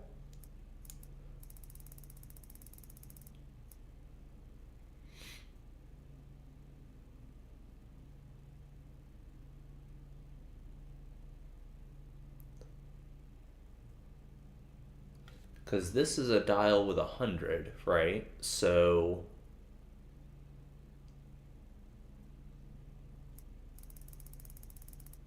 that would be 90. That's 180. 190, 200, 210.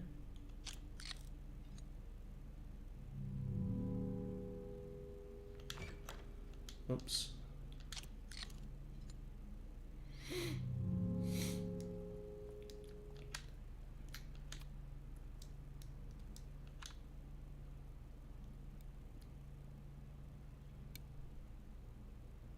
$210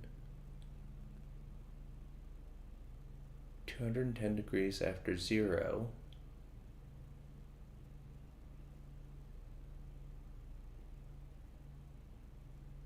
Am I picturing the wrong kind of dial?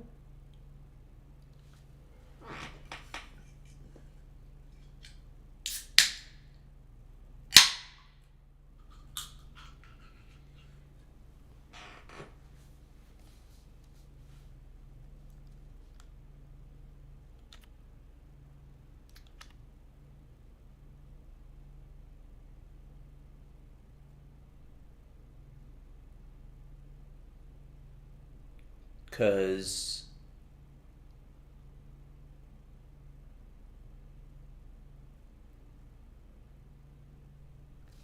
because 200, but he says degrees, so like he has to be talking about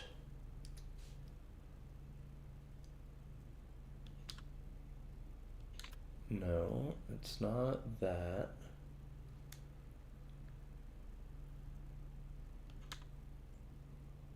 Oh wait, okay, here we go. It's a rotationally symmetric ambigram. A strobogrammatic number. No, it's not that. That was that year's puzzle.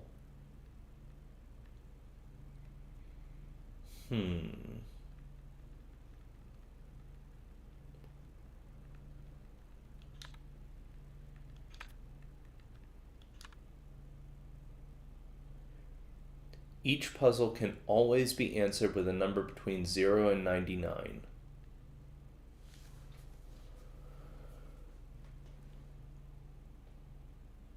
I feel like I'm picturing the wrong kind of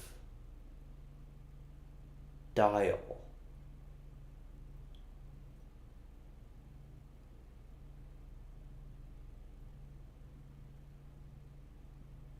Because I'm picturing a circle, which is 360 degrees.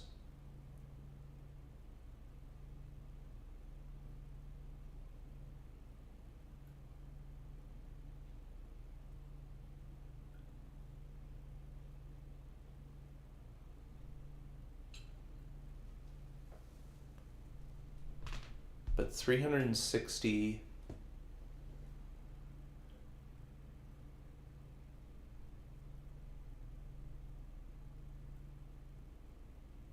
am I like not picturing it right?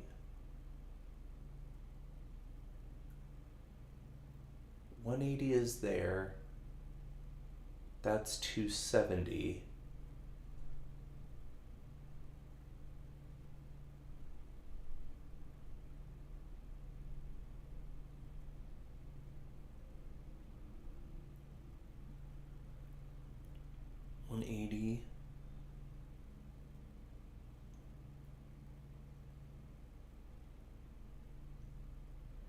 So wait, but then if a clock has...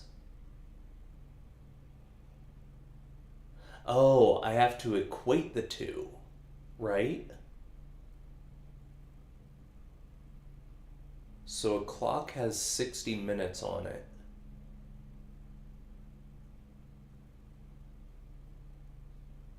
I feel like that still doesn't make sense.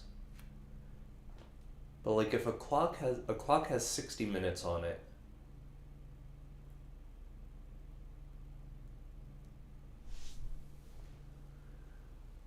which would mean, would that mean that 1 minute is 6 degrees? So if you divide 360 by 60,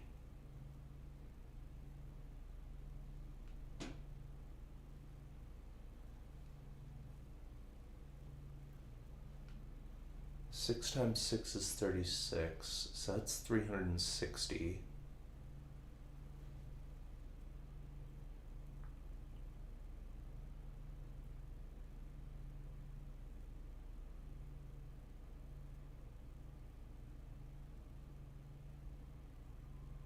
No, so that means every...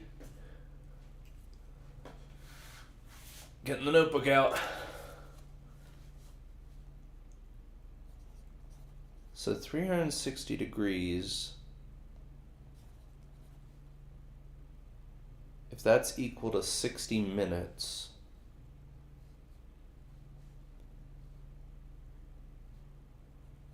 then every minute is 6 degrees.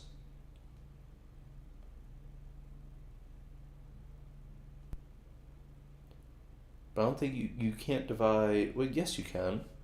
So then 210 divided by 6 is 318,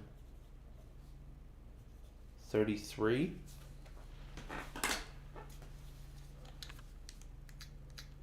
That's a weird one. If that's the answer, that's a weird one.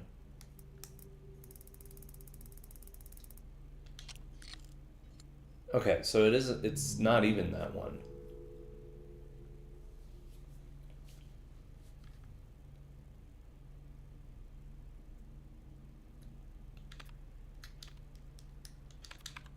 Oops. You know the number. 210 degrees after 0.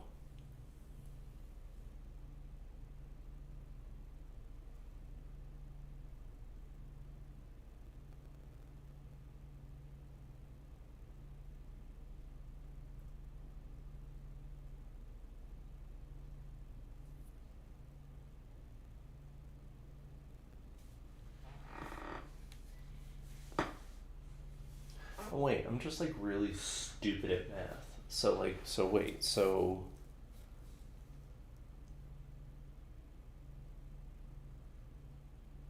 No, that's right though. 30... No, I'm right. I'm just really bad at math. Like... I am just really bad at math. Nope, that's still not it. So it's not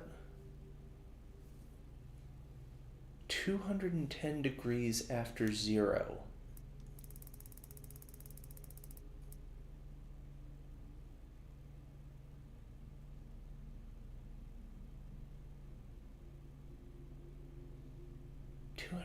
Degrees after 0. What the fuck does that mean?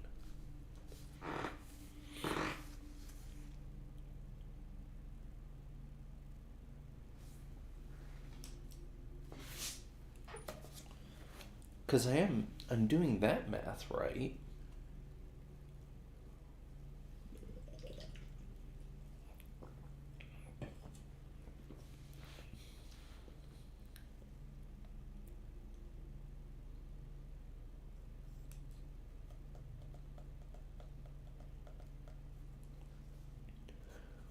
What if you divided 2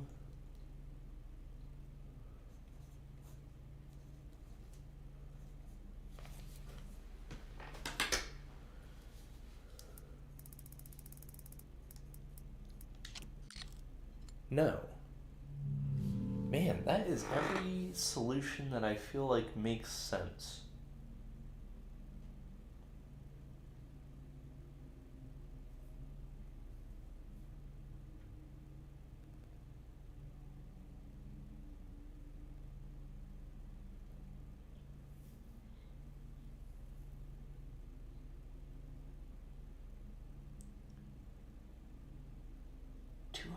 Degrees after 0.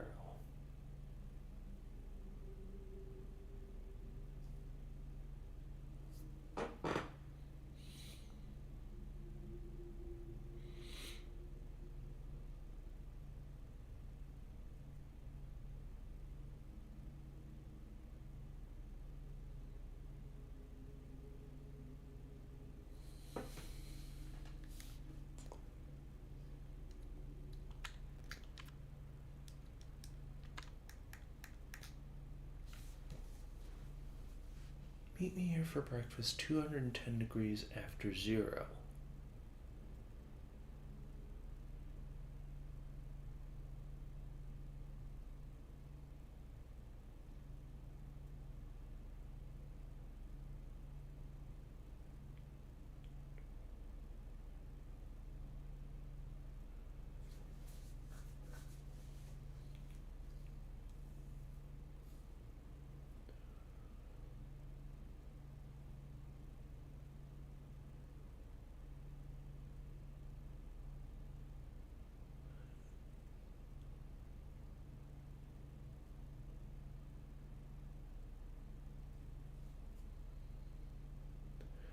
But what would that reduce to?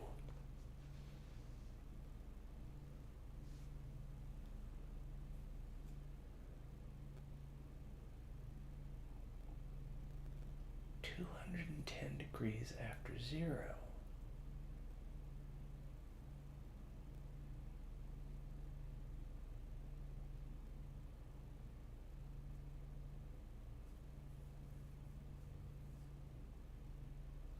Or wait, is that...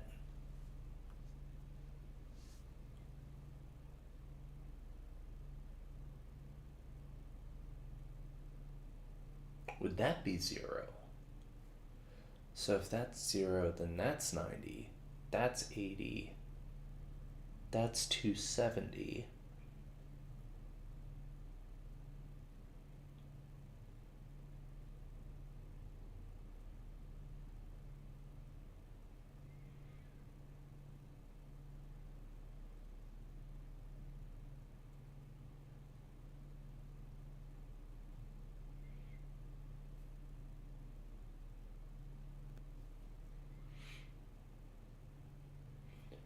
Because 90 is vertical.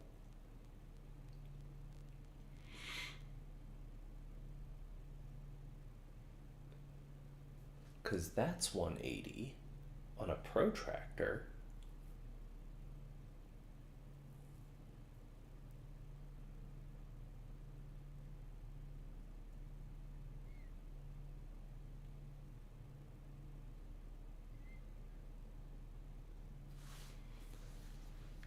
that right? Because then it's still...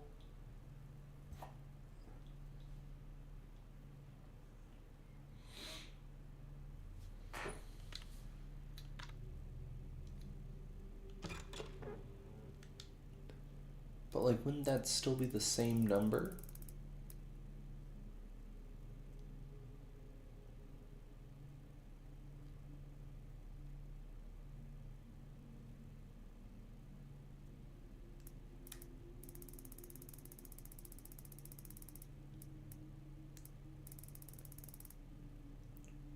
Because then that's 90.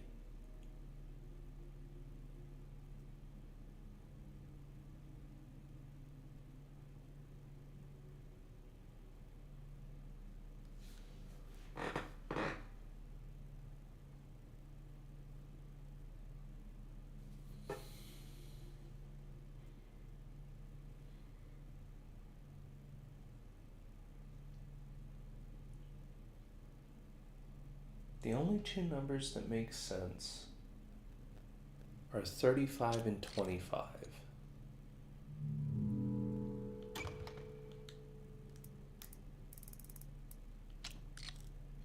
And it's not either of them.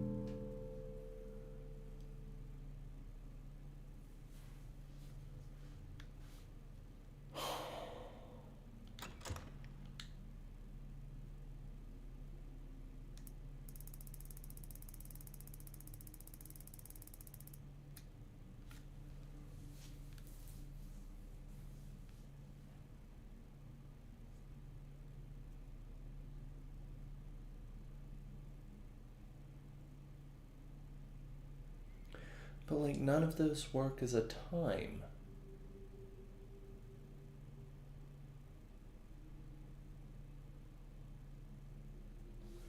Because 210 degrees after 0...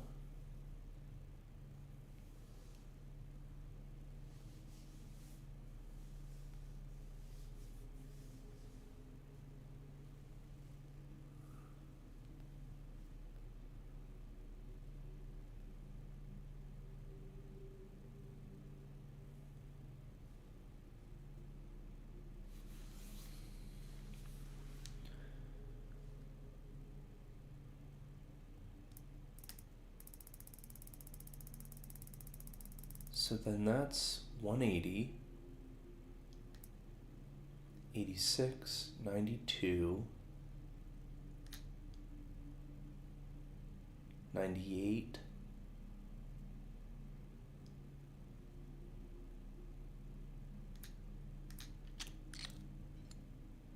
then it's not that one either.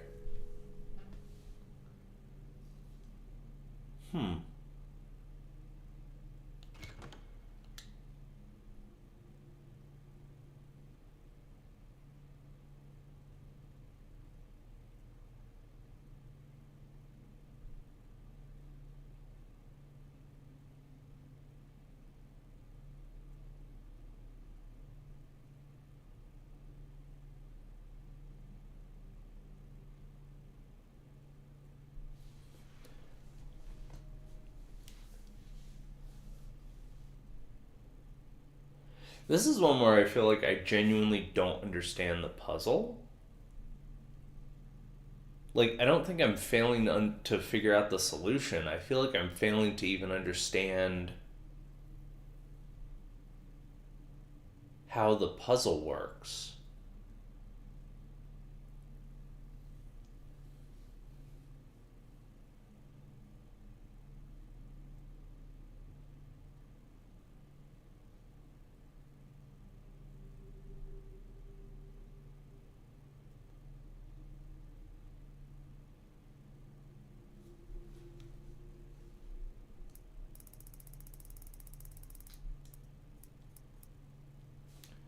But then so, like, if that's 90...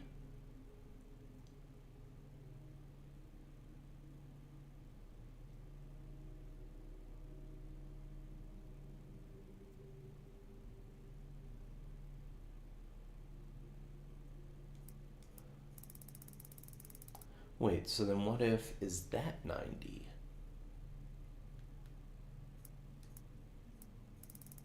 Which would make that 180. 6, 92, 98.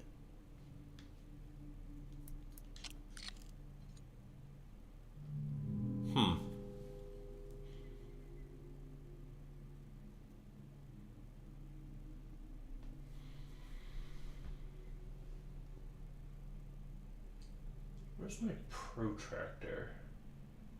I don't remember.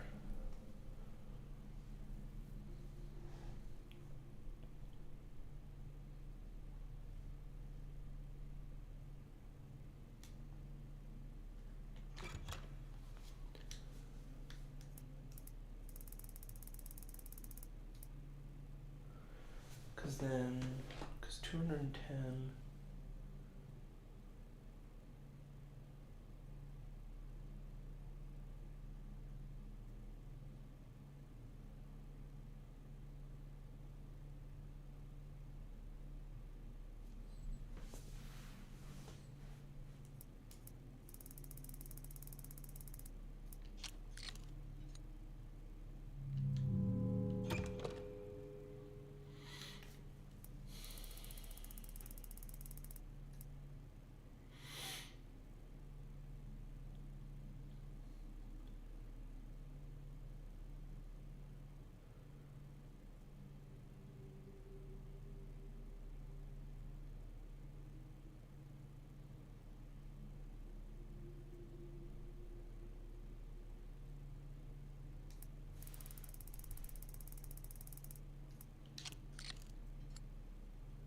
No.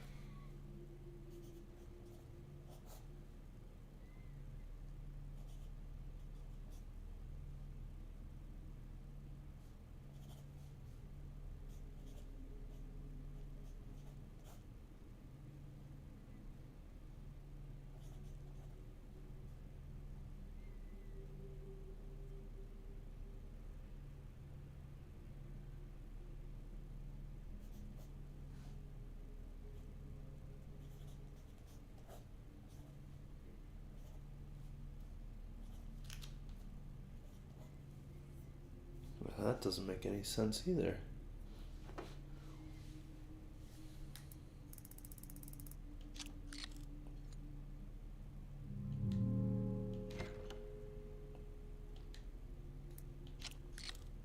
Hmm.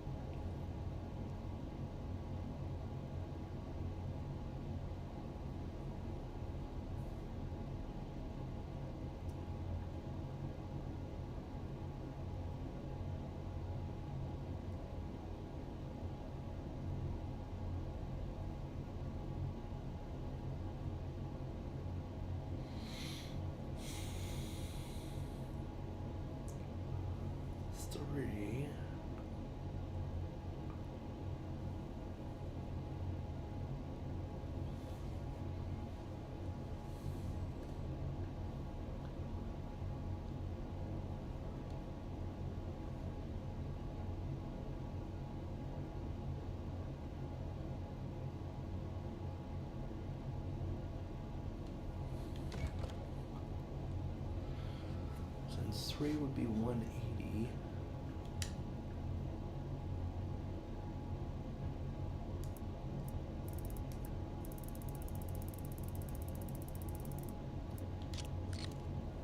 No.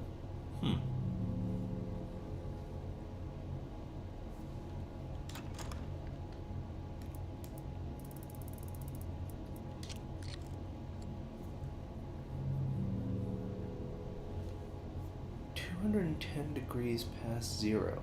I don't get what that's saying.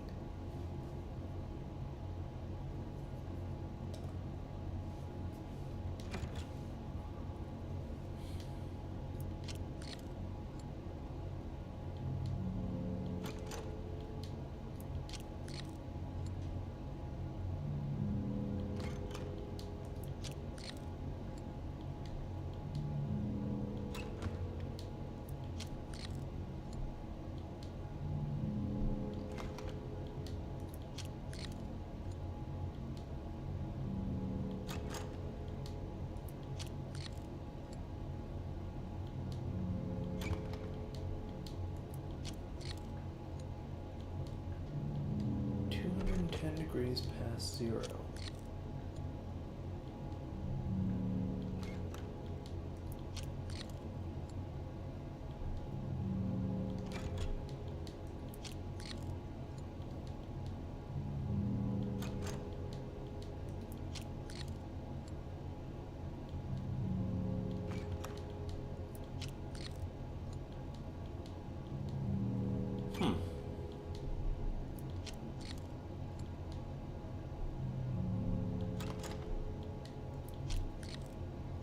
I guess we're gonna brute force this one.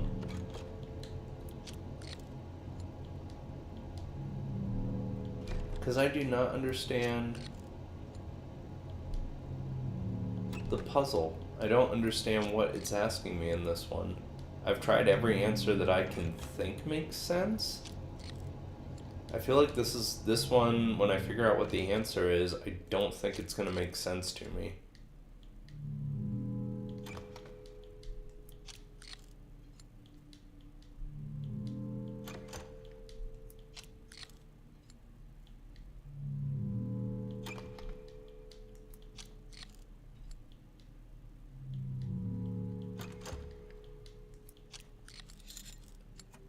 Seven. 7?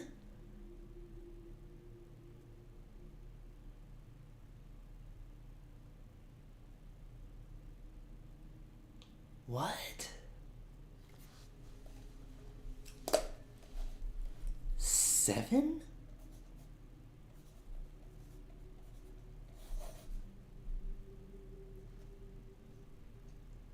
How is it 7?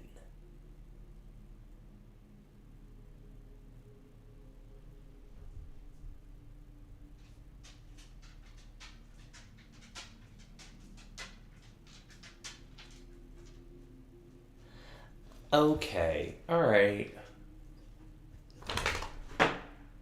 I guess. Yeah, I didn't like that one. That one was really obtuse to me.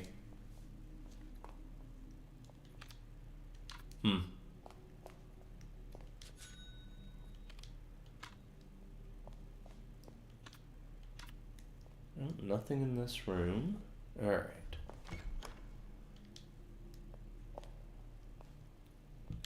Oh, and all that did was...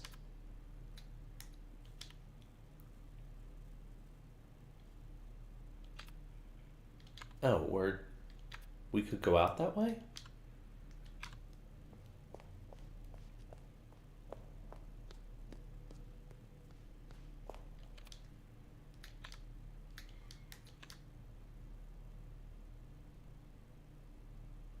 Stairs there. There are stairs here?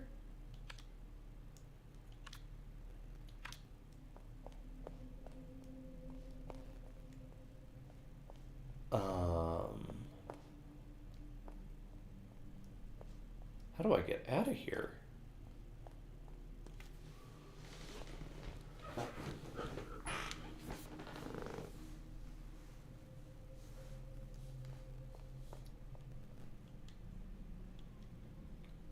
Confess gossiping? It's not. Okay. Confess adultery. This is barely a sin. This is not your real sin, is it? Confess blasphemy. This is such a small sin. This is not what you meant to confess, is it? Confess a murder? Yes, yes. God, the Father of mercies, through the death and resurrection of his Son, has reconciled the world to himself and sent the Holy Spirit among us for the forgiveness of sins.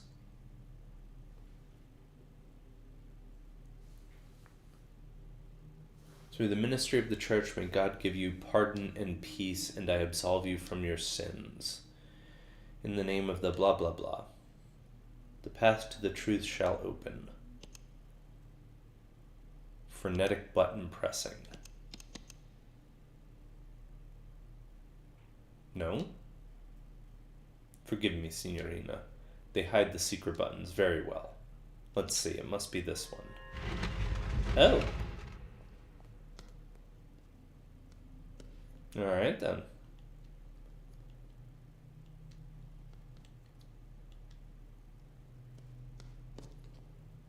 Oh, that got us back to here. Interesting. Okay. So, where can we go from here? We were going to make a phone call. Notes. 1798, Lorenzo. Let's call Lorenzo.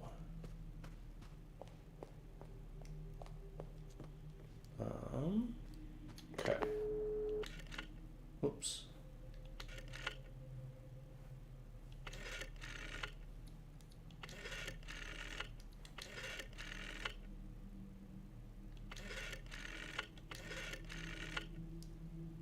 Oh.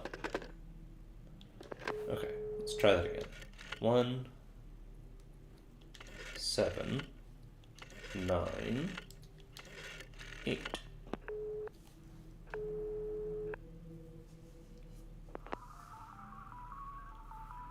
I knew you would call.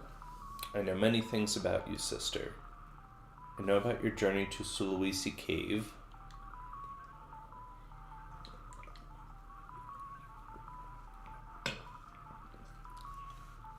I know the paths you will walk in that cave. North, north, south. Hold on. North, north, south. But if you are facing south, and you turn 90 degrees to your left, then you're going east.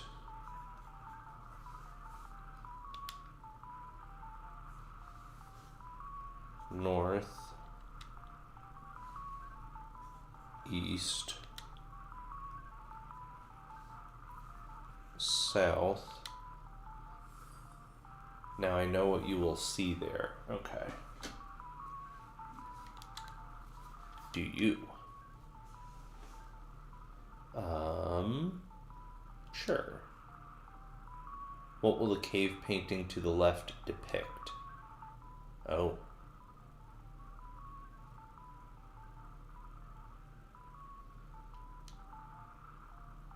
I see. In the middle. And lastly, down. Okay. So we're going to have to call him back. It's not what you will see. Okay, use the fortune teller's cave directions. So we're going to go back upstairs. We're going to head outside.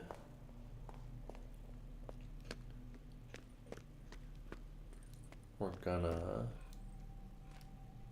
head back to here.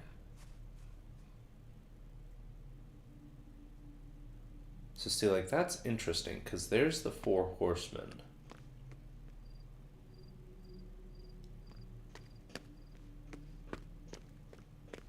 But I don't know what to do with that yet. Okay. Crystal ball.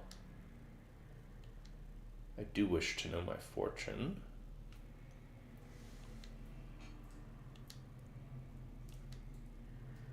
Okay, so here we go. So we're going to go north, north, south, east, north, east, south. At this point, you will see cave paintings.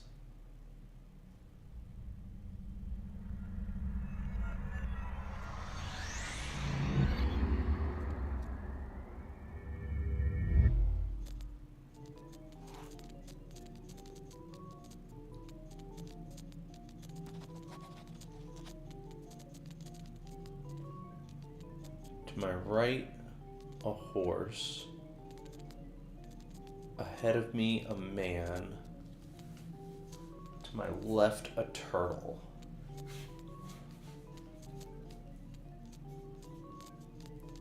Left, turtle.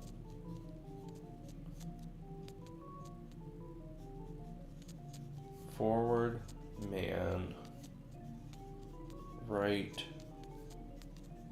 horse. Whose horse is that? I assume that's a horse.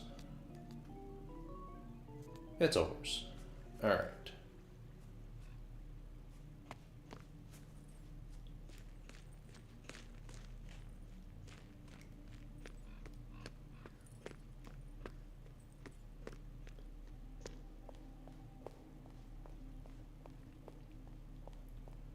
So let's head back out. We're going to go call him back.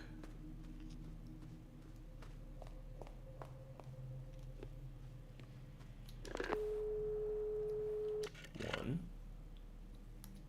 7, 9, 8.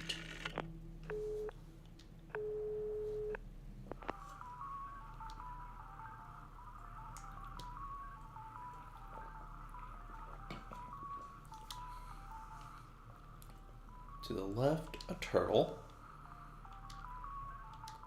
In the middle, a human.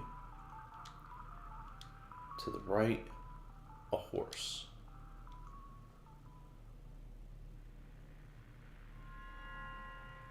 Yes.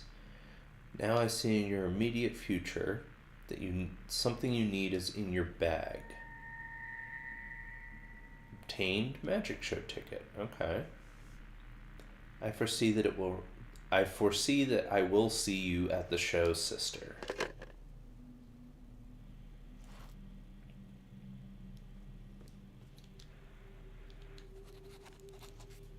Meet someone at the show. All right.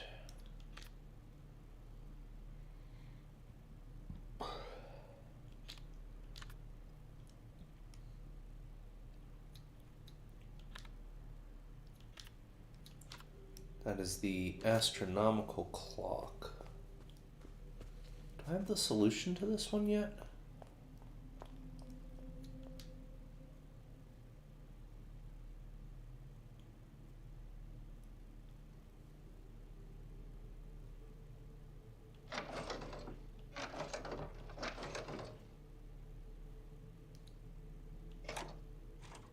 Don't think I do.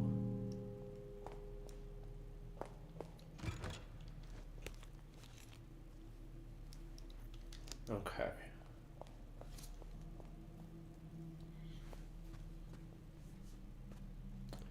I forget where I needed a crank.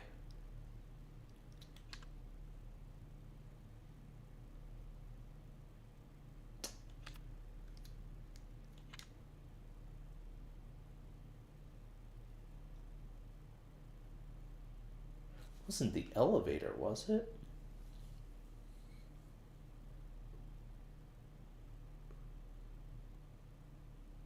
Hmm.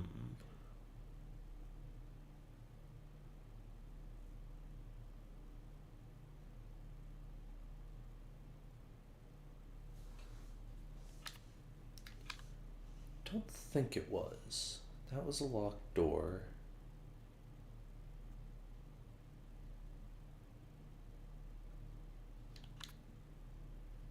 Hmm. Alright. Inspect magic show ticket. Appeared through a magic trick after a telephone call with a fortune teller. On it, Lorenzo the Great's magic show is printed in swirly letters. It is newly printed. Lorenzo the Great is a moniker believed to have been used not by a single illusionist, but rather a group of people, including escape artists and fortune tellers. Its first documented use is in an advertising poster for a traveling magician from the mid-1800s, but the use of the name is probably much older. The name has been referenced in a series of German silent movies of the Expressionist era, as well as the lost media phenomenon The Third Eye.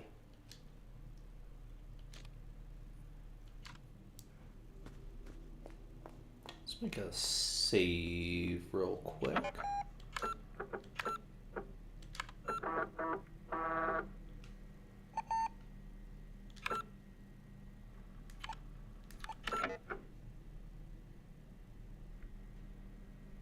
Oh boy.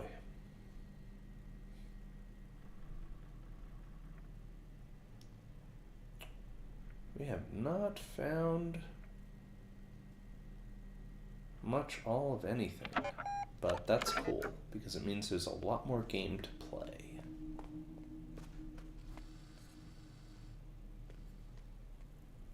Alright, outside again. We have not been out here for a minute.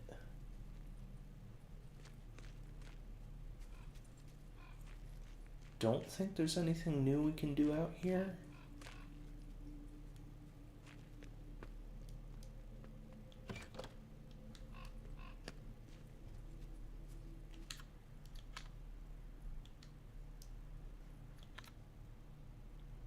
Right, okay, that would be that door. So yeah, we can't open that one.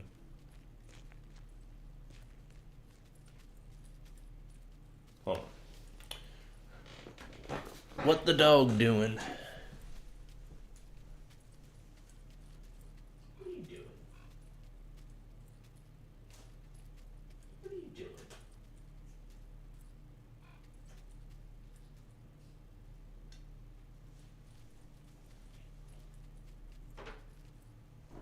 Alright, dog is not destroying anything, which is, always a bit of a concern. It's always good to check on these things.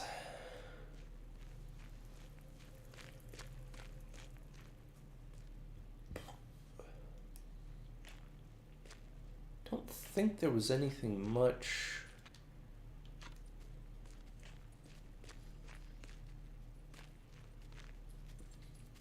to do out here.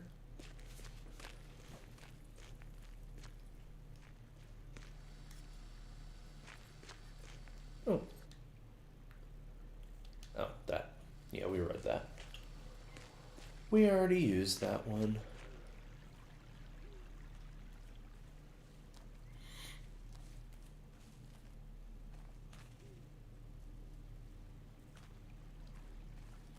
Alright, here we go.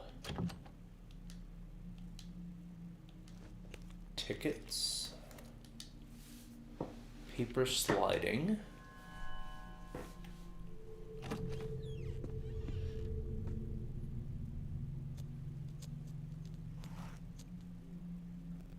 Magician. Seeing as you have a ticket, I suppose you are here for the show. Well, all I have left is this lice-infested wagon. The horse which carried it is as dead as magic. I am now but a nameless vagabond with a violent past. Only the most red of roses could awaken the memories of my great show.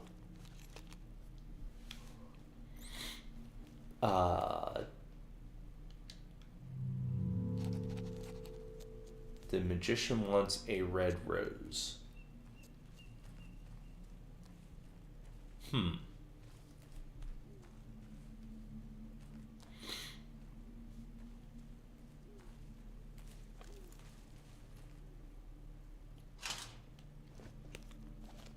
Nothing we can do there. But he wants a red rose.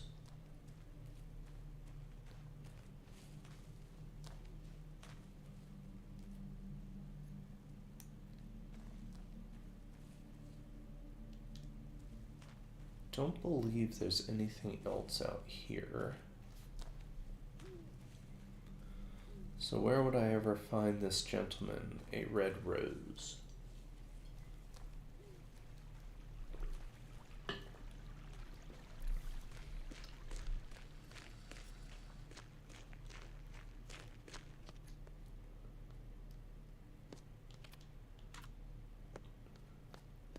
Nothing in here.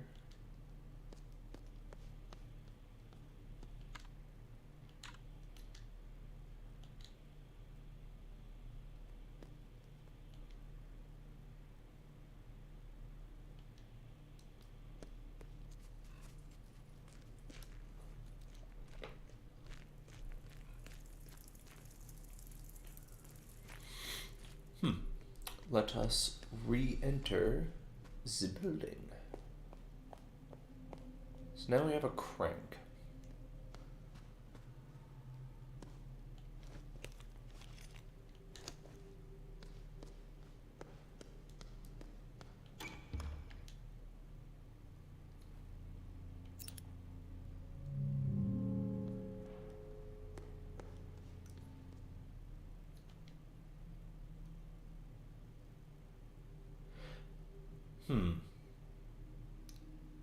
Hausmeister, GmbH, Natali 61. Is that somebody that I could actually call?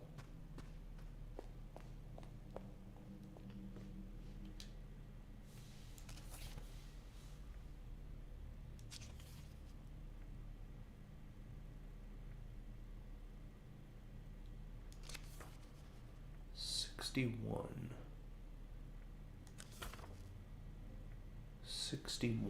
61.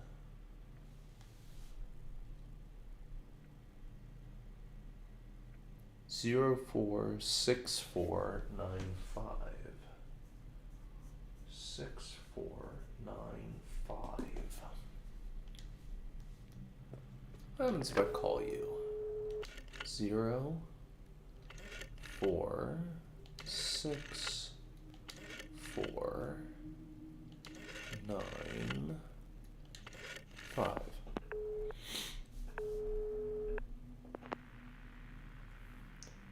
Hausmeister GmbH, how may I help you? What do you mean broken? Of course it is. They're tearing it all down. Are you calling from there? Who is this? You shouldn't be there. Hello?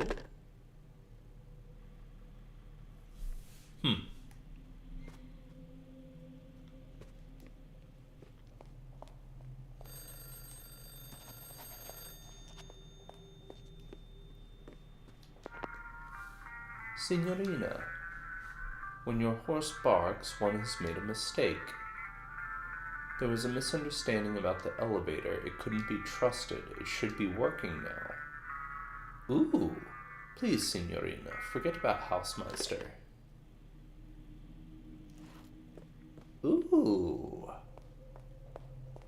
Oh, that was a hidden one. Oh, I feel smart for that one. Hell yeah. Oh, let's go down.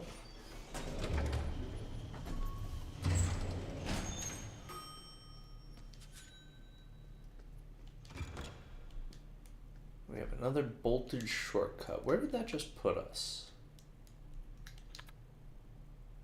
Here. Okay.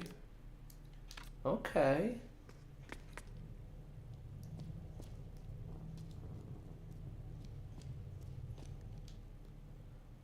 OCU3 KLB Electronics.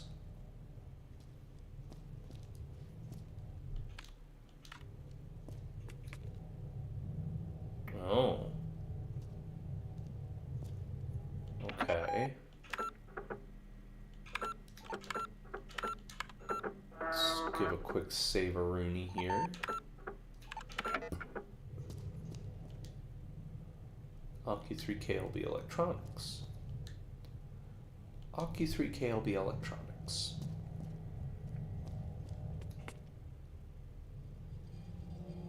Ooh. What? What have we found here?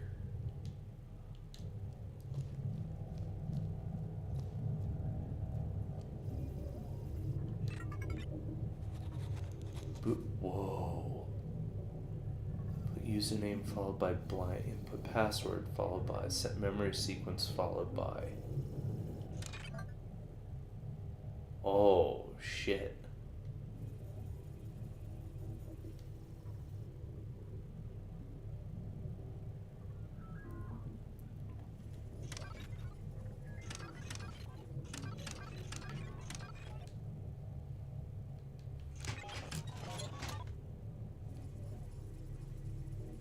Whoa. Oh, whoa.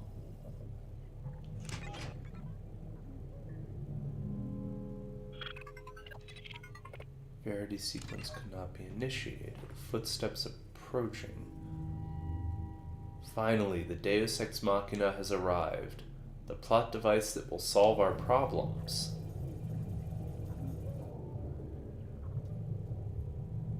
Oh, but I know the answer to I know some of these answers. Wait, so like...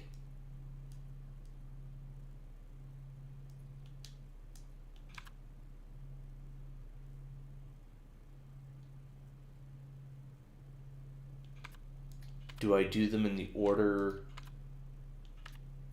that they're here?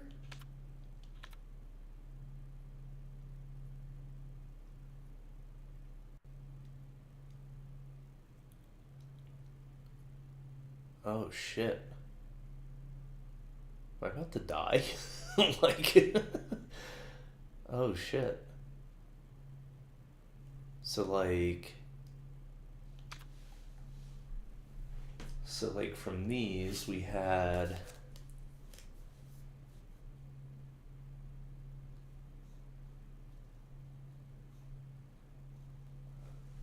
that.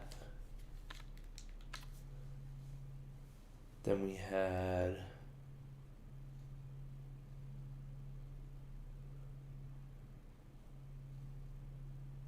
that.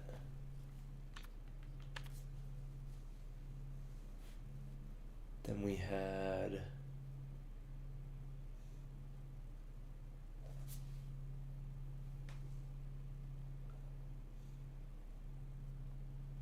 that.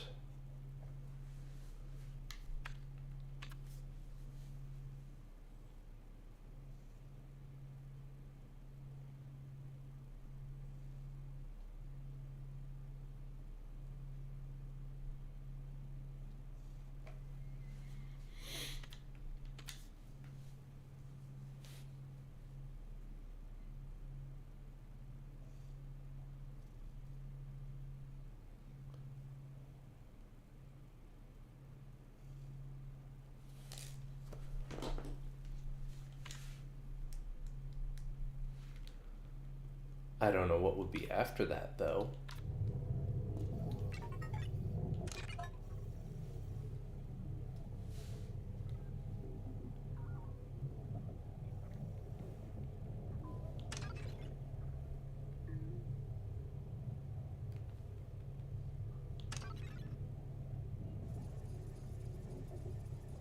A little square.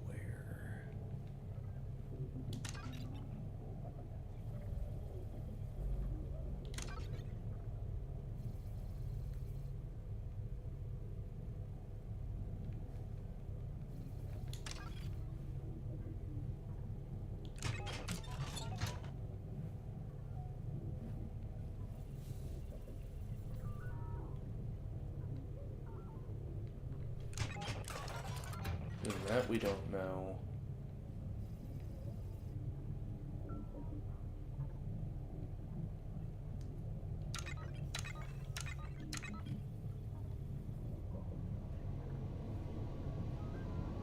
And I don't think that we know.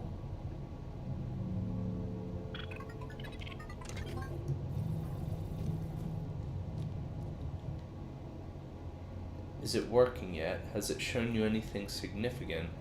Does it know about what happened? Forgive me, but this device makes me nervous, like the pan who sold the egg. Our entire project and future depends on it, Signorina. It holds the final truth for us. We must find out everything required to operate it. This is your most important task here. Buena fortuna, Signorina. Oh, shit. That's wild. And creepy. Very, very creepy.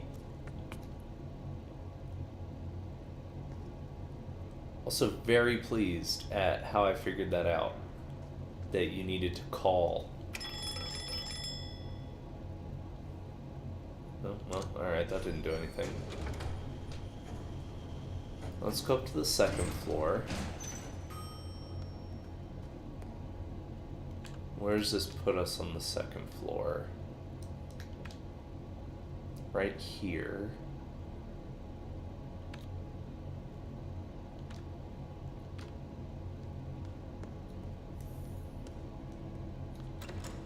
It's locked. 1973.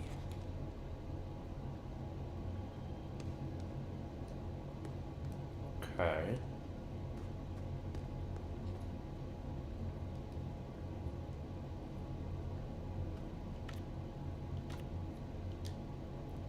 Turn the lantern. Oh, I didn't even catch that.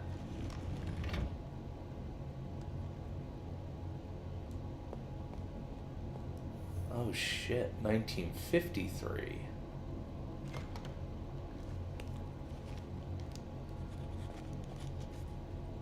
Oh damn. Spades door. Use the ace of spades? No. Okay, well, we tried. Winch. Locked door. Ooh. I bet we know the answer to that. How many Roman numerals was that? 8 letters. Okay. Crank is missing. We have a crank. Crank thudding against metal. Okay. Alright, 8.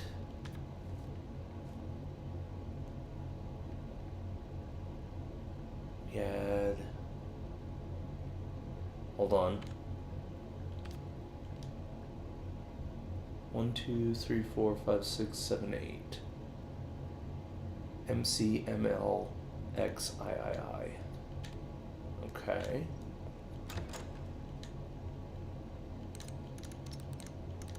M, C, M, L. Oh.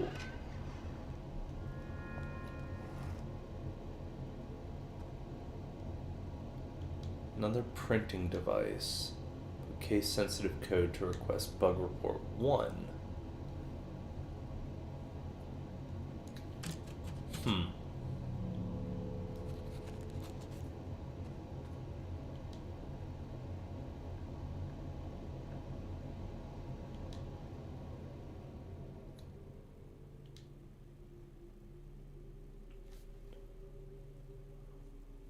Ah, 1847? 1847, 2013, 1963. Yeah.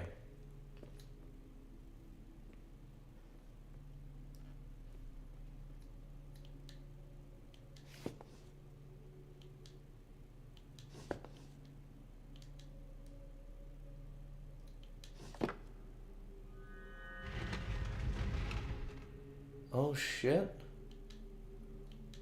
Now, the only thing is, we found $1 in one of them.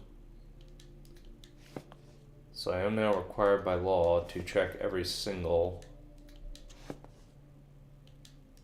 one of these books. Alright.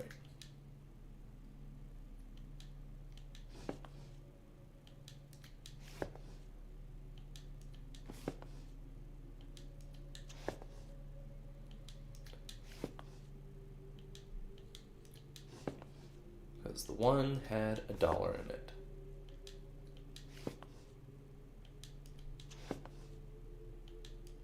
And I will find my dollars.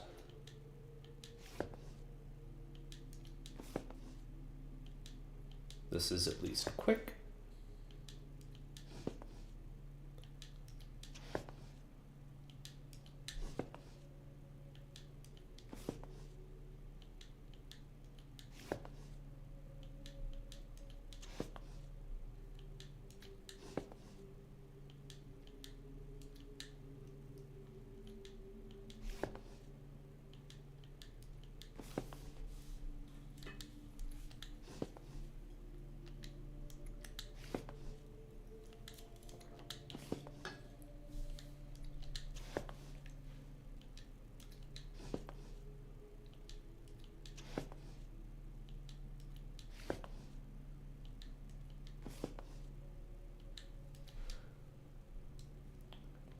To be clear, the only reason I did that is because in one of the books on the opposite side of the room, we did find $1 bill. Voltage shortcut number 2. Alright. Nope, that's not what I meant to do.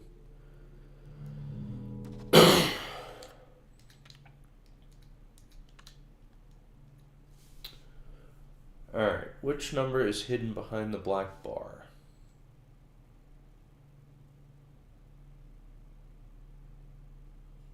6009, so it's 60.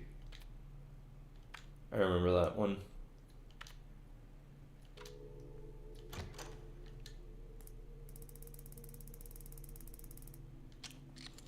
Yep.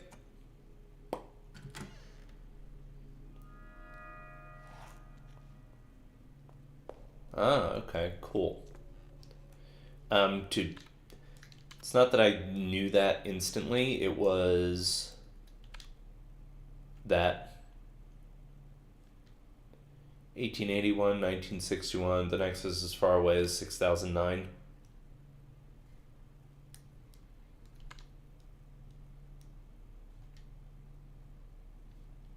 So, yeah, it was that.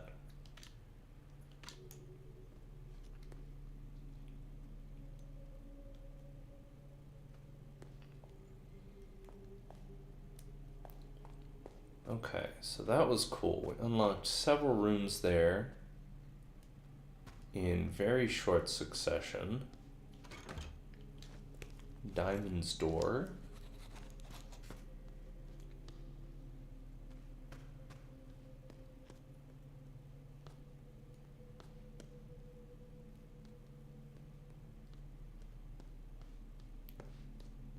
Ooh, oh, there you are.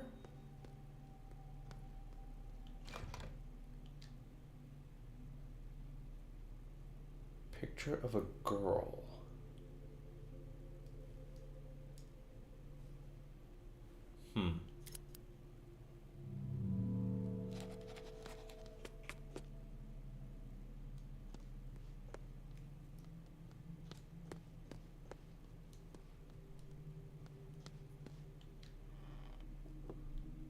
Oh.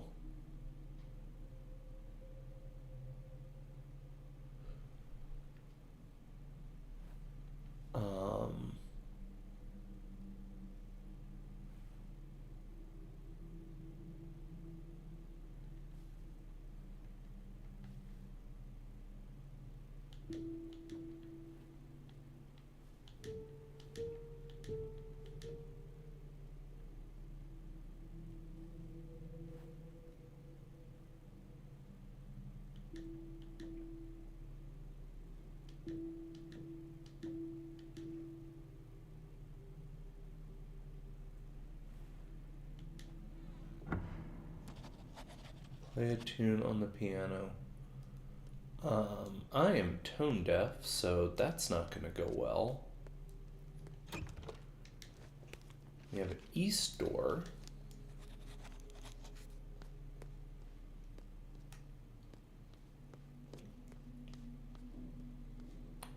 Hopefully we find a document that makes it a little clearer how to play on the piano, because I am not musically inclined.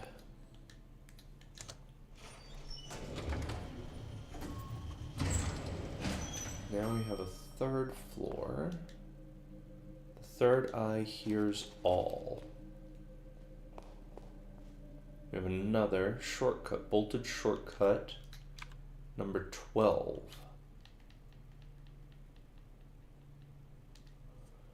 What is the least amount of turns needed to reach the X? That's a dead end. So where's...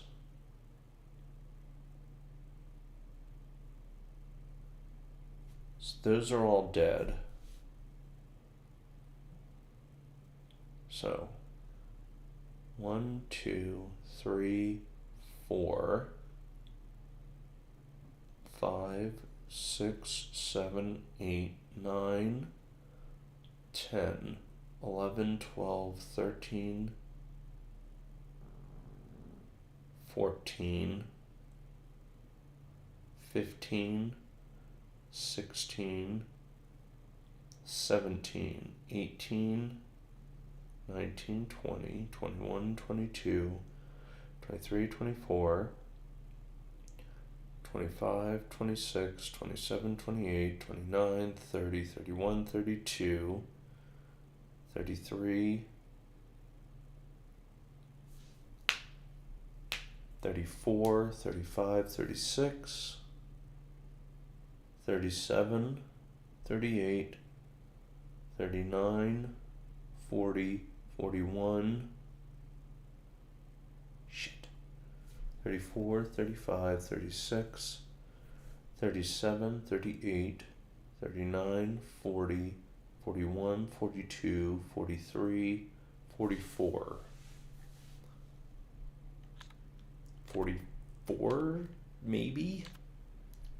Ooh.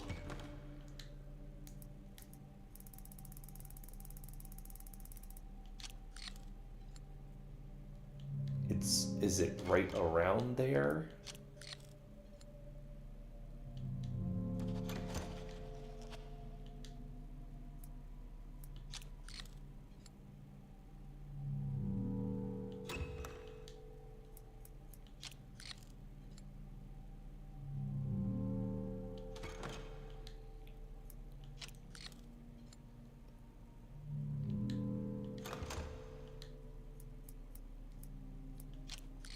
There we go. Okay. So my initial count was off by 2. I'm pretty okay with that. And that got us back to here. I'm pretty okay with that, honestly.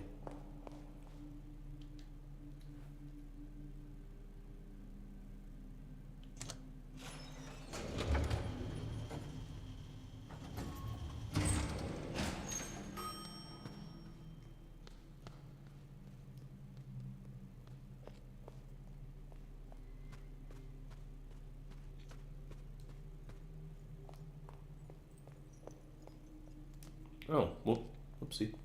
Key in chandelier. Obtained the W-shaped key. Where was there a W door?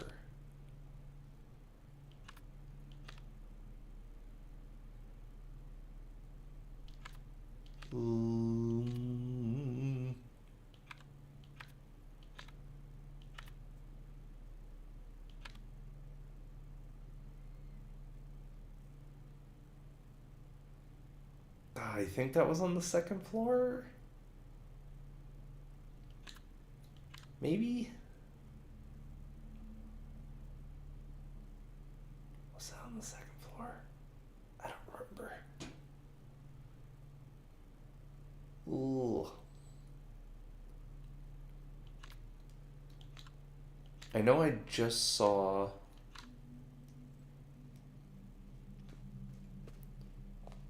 I saw the W door via the elevator.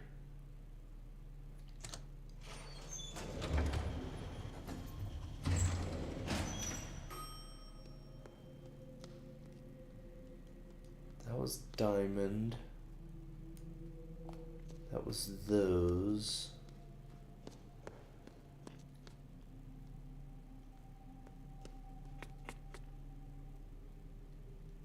Because there's the E.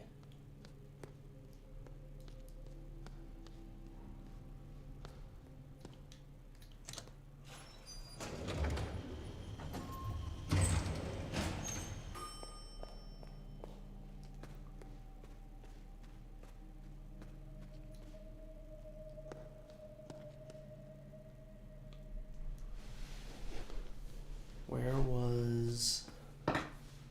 Was it all the way down in the cellar?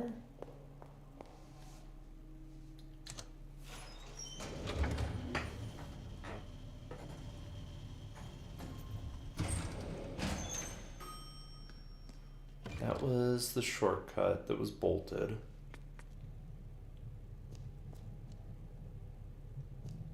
And that was just the supercomputer. Where did I see a W door?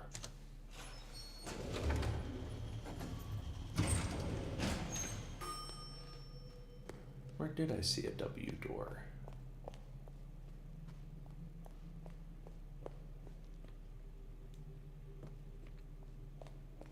No.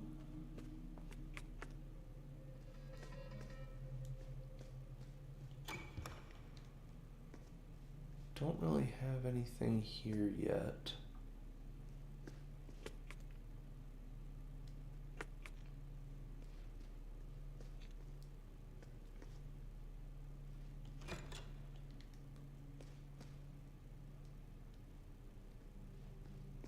Nothing here.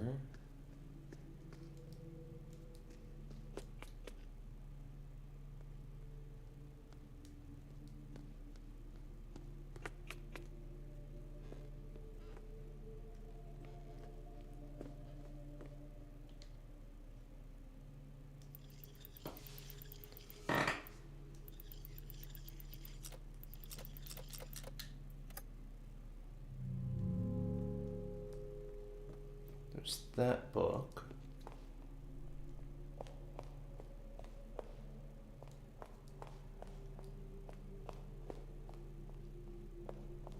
Whose horse is that? Can't do anything with that. Oh, another shortcut. What is that? 17.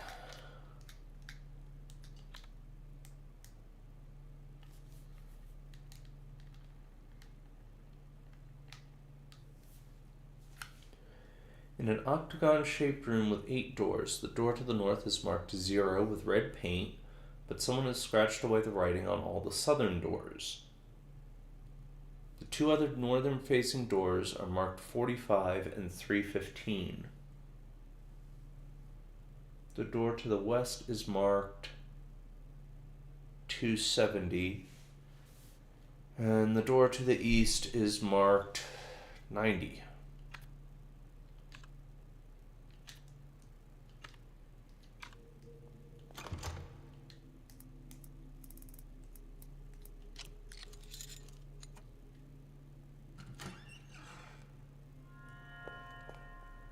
Groovy.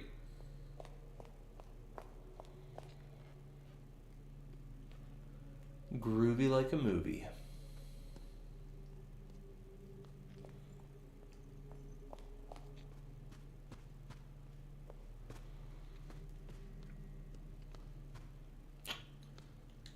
Though I do still not remember where I saw the W door.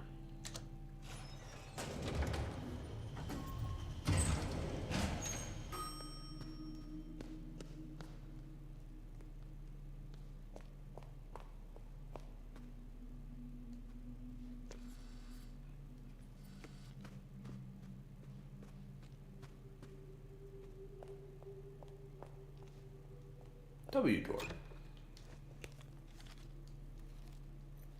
Actually, before I do that, I would like to inspect it. It was hanging from a chandelier in the foyer. The bit is shaped like the letter W cast from bronze. Hanging a key on a lit chandelier was a common tradition in 1800s Prussia. It was an invitation to ghosts, signaling that the house was free for them to wander. The keys used were often grand and led to prominent parts of the house, which explains why this particular key was used. A key with a W incorporated in its bit piece often means that it unlocks the western part of a house, traditionally the most important parts of houses in Northern Europe.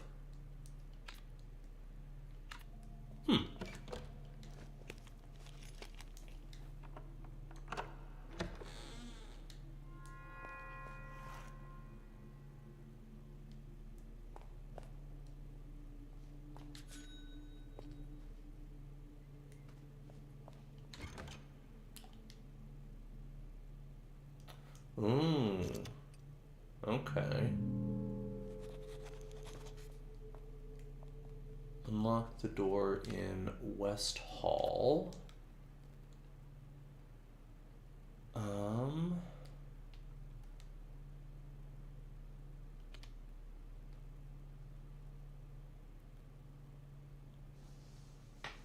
Down with the line. Down. Up. Up with a line.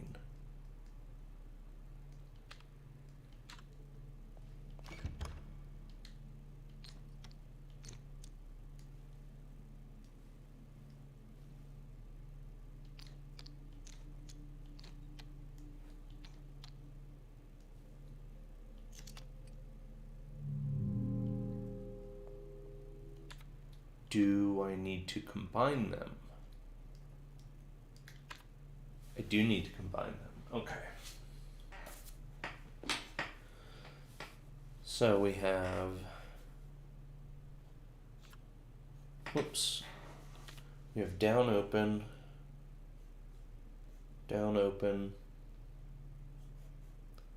up line,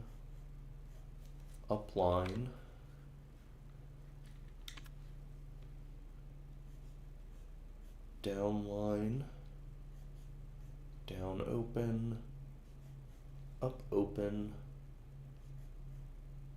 up line.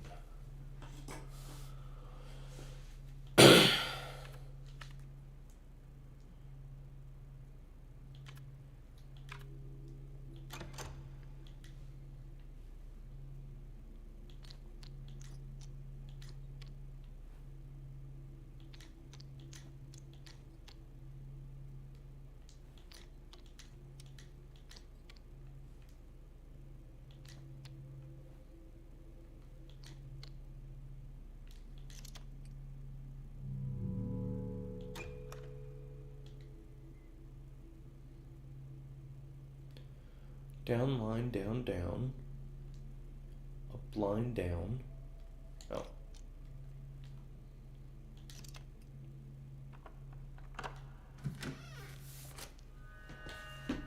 Haha.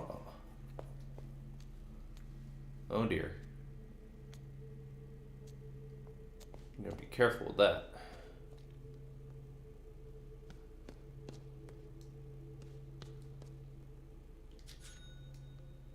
Dollar.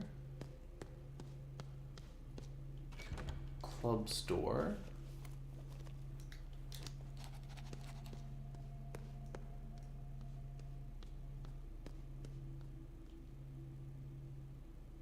There are stains of red paint on and inside the music box. Okay.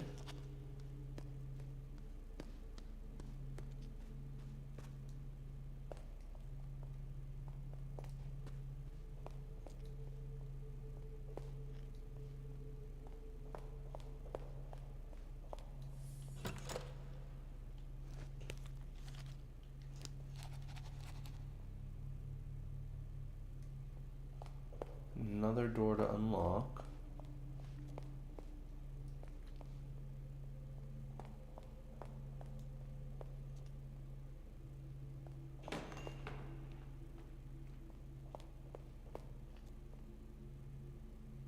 Oh.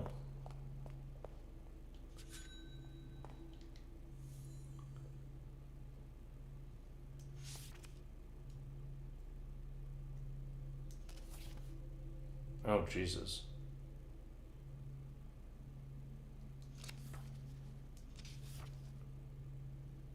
Uh,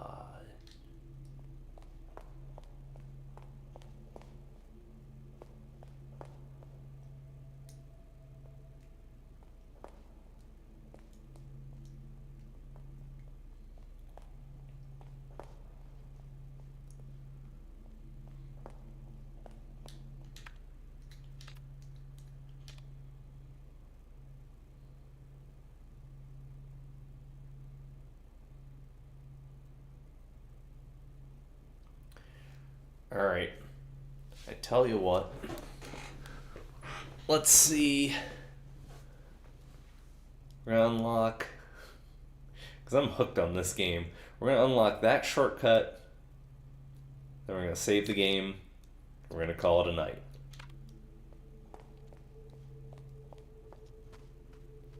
Otherwise, I would just keep going.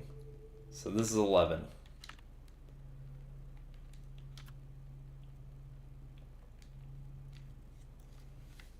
All right. What is...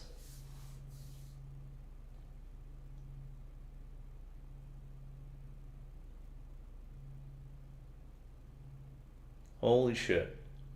What is square square diamond minus square diamond square plus diamond square?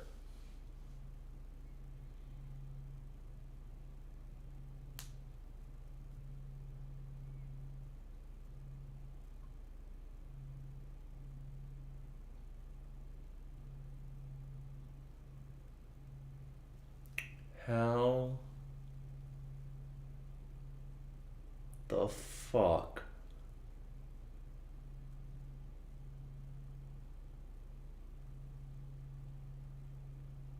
Am I gonna figure this out?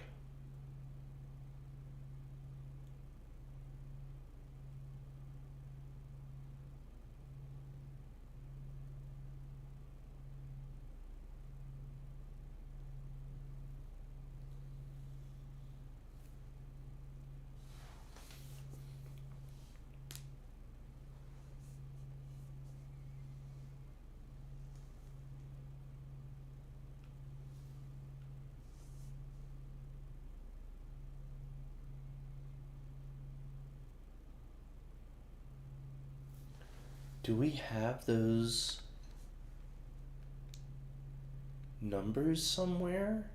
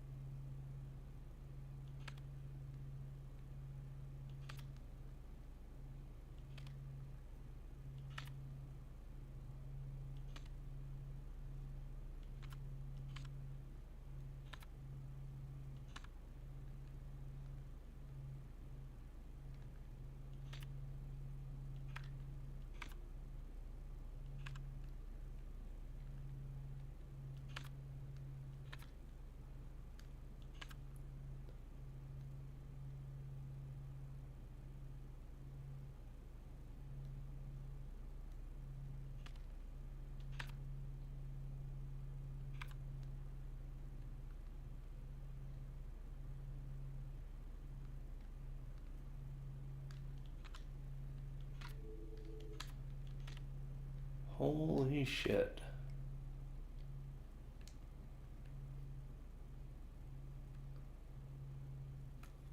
Each puzzle can always be answered with a number between 0 and 99.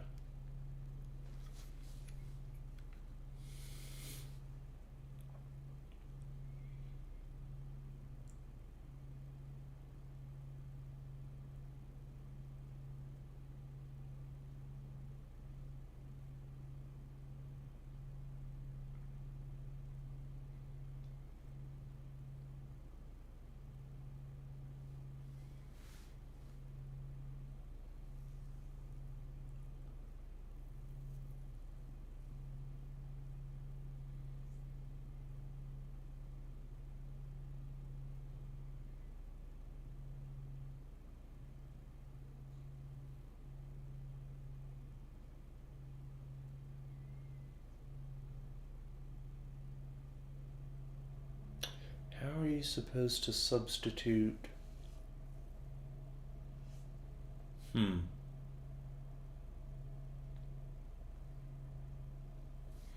Okay.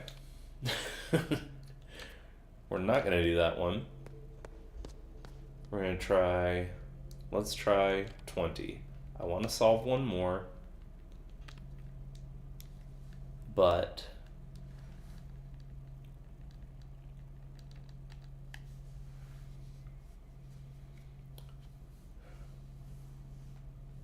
which number is the symbol to the right?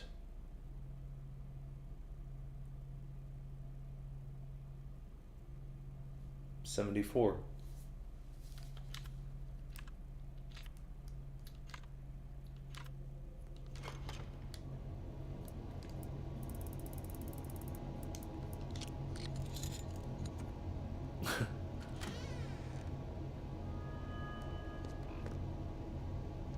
That did open up back outside.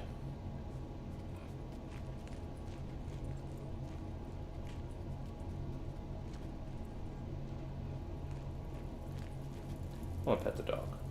Can't pet that dog. He's a good dog. Can I pet that dog?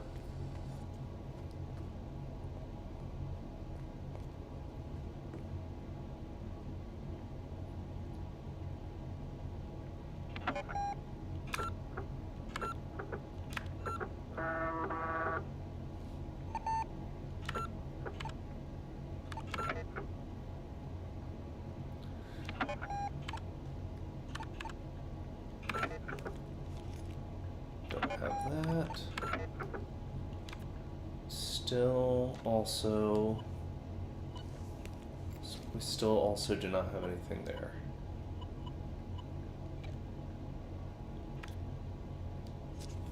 We have 11 pages of stuff to do.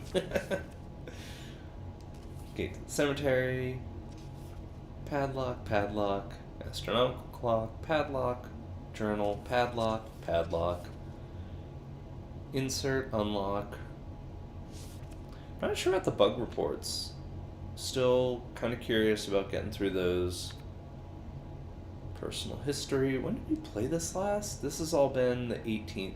Oh my god, we played it 2 weeks ago. Jesus.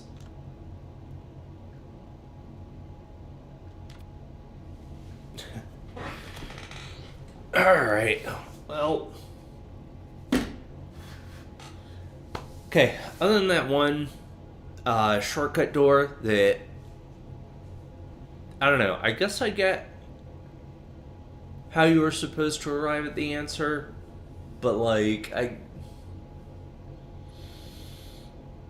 don't know. So like, my logic on that one, I get now why it was 7. It took a while for it to just process, but I get that really the only options were ever going to be 1 through 12 for your answers. And what I was doing was not working out the actual time, but substituting. If you converted a 360 degree dial to a 60-minute clock, and I was trying to math that out, and I don't know, I guess I was just not my brain just wasn't working right for that puzzle. So I did brute force that one. I'll make sure then when she posts on YouTube, Bella like speeds that part up. Or me, if I do it. But I am really happy with the one math one that I worked out. Like, I worked that out myself. And I'm pretty stupid when it comes to math. So I'm really happy that I made that one work. Feel pretty stoked about that. But otherwise, that's it for our show tonight. That was a longer one. I really love this game. It's definitely like a head thumper and make me think about stuff that I haven't thought about in a long time and actually stretching my brain, which I normally don't get the chance to. My job doesn't do it. My day-to-day life doesn't do it, so that was cool.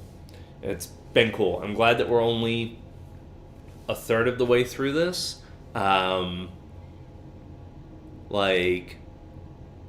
2 episodes, 6.5 hours, and we're only a third of the way through.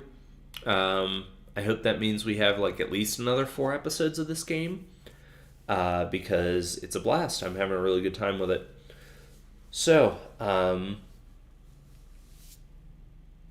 don't want to say for sure that I'll be back on Saturday, or Bella and I will be back on Saturday. One of us will do something on Saturday. I am feeling a lot better, but I am also definitely still under the weather, so just has to see how I feel. But yeah, thanks for tuning in. Always a pleasure. If you'd like to support us, link in bio somewhere on the screen. Eventually I'll work out what to do with this dead space on the monitor. But hey, it is what it is.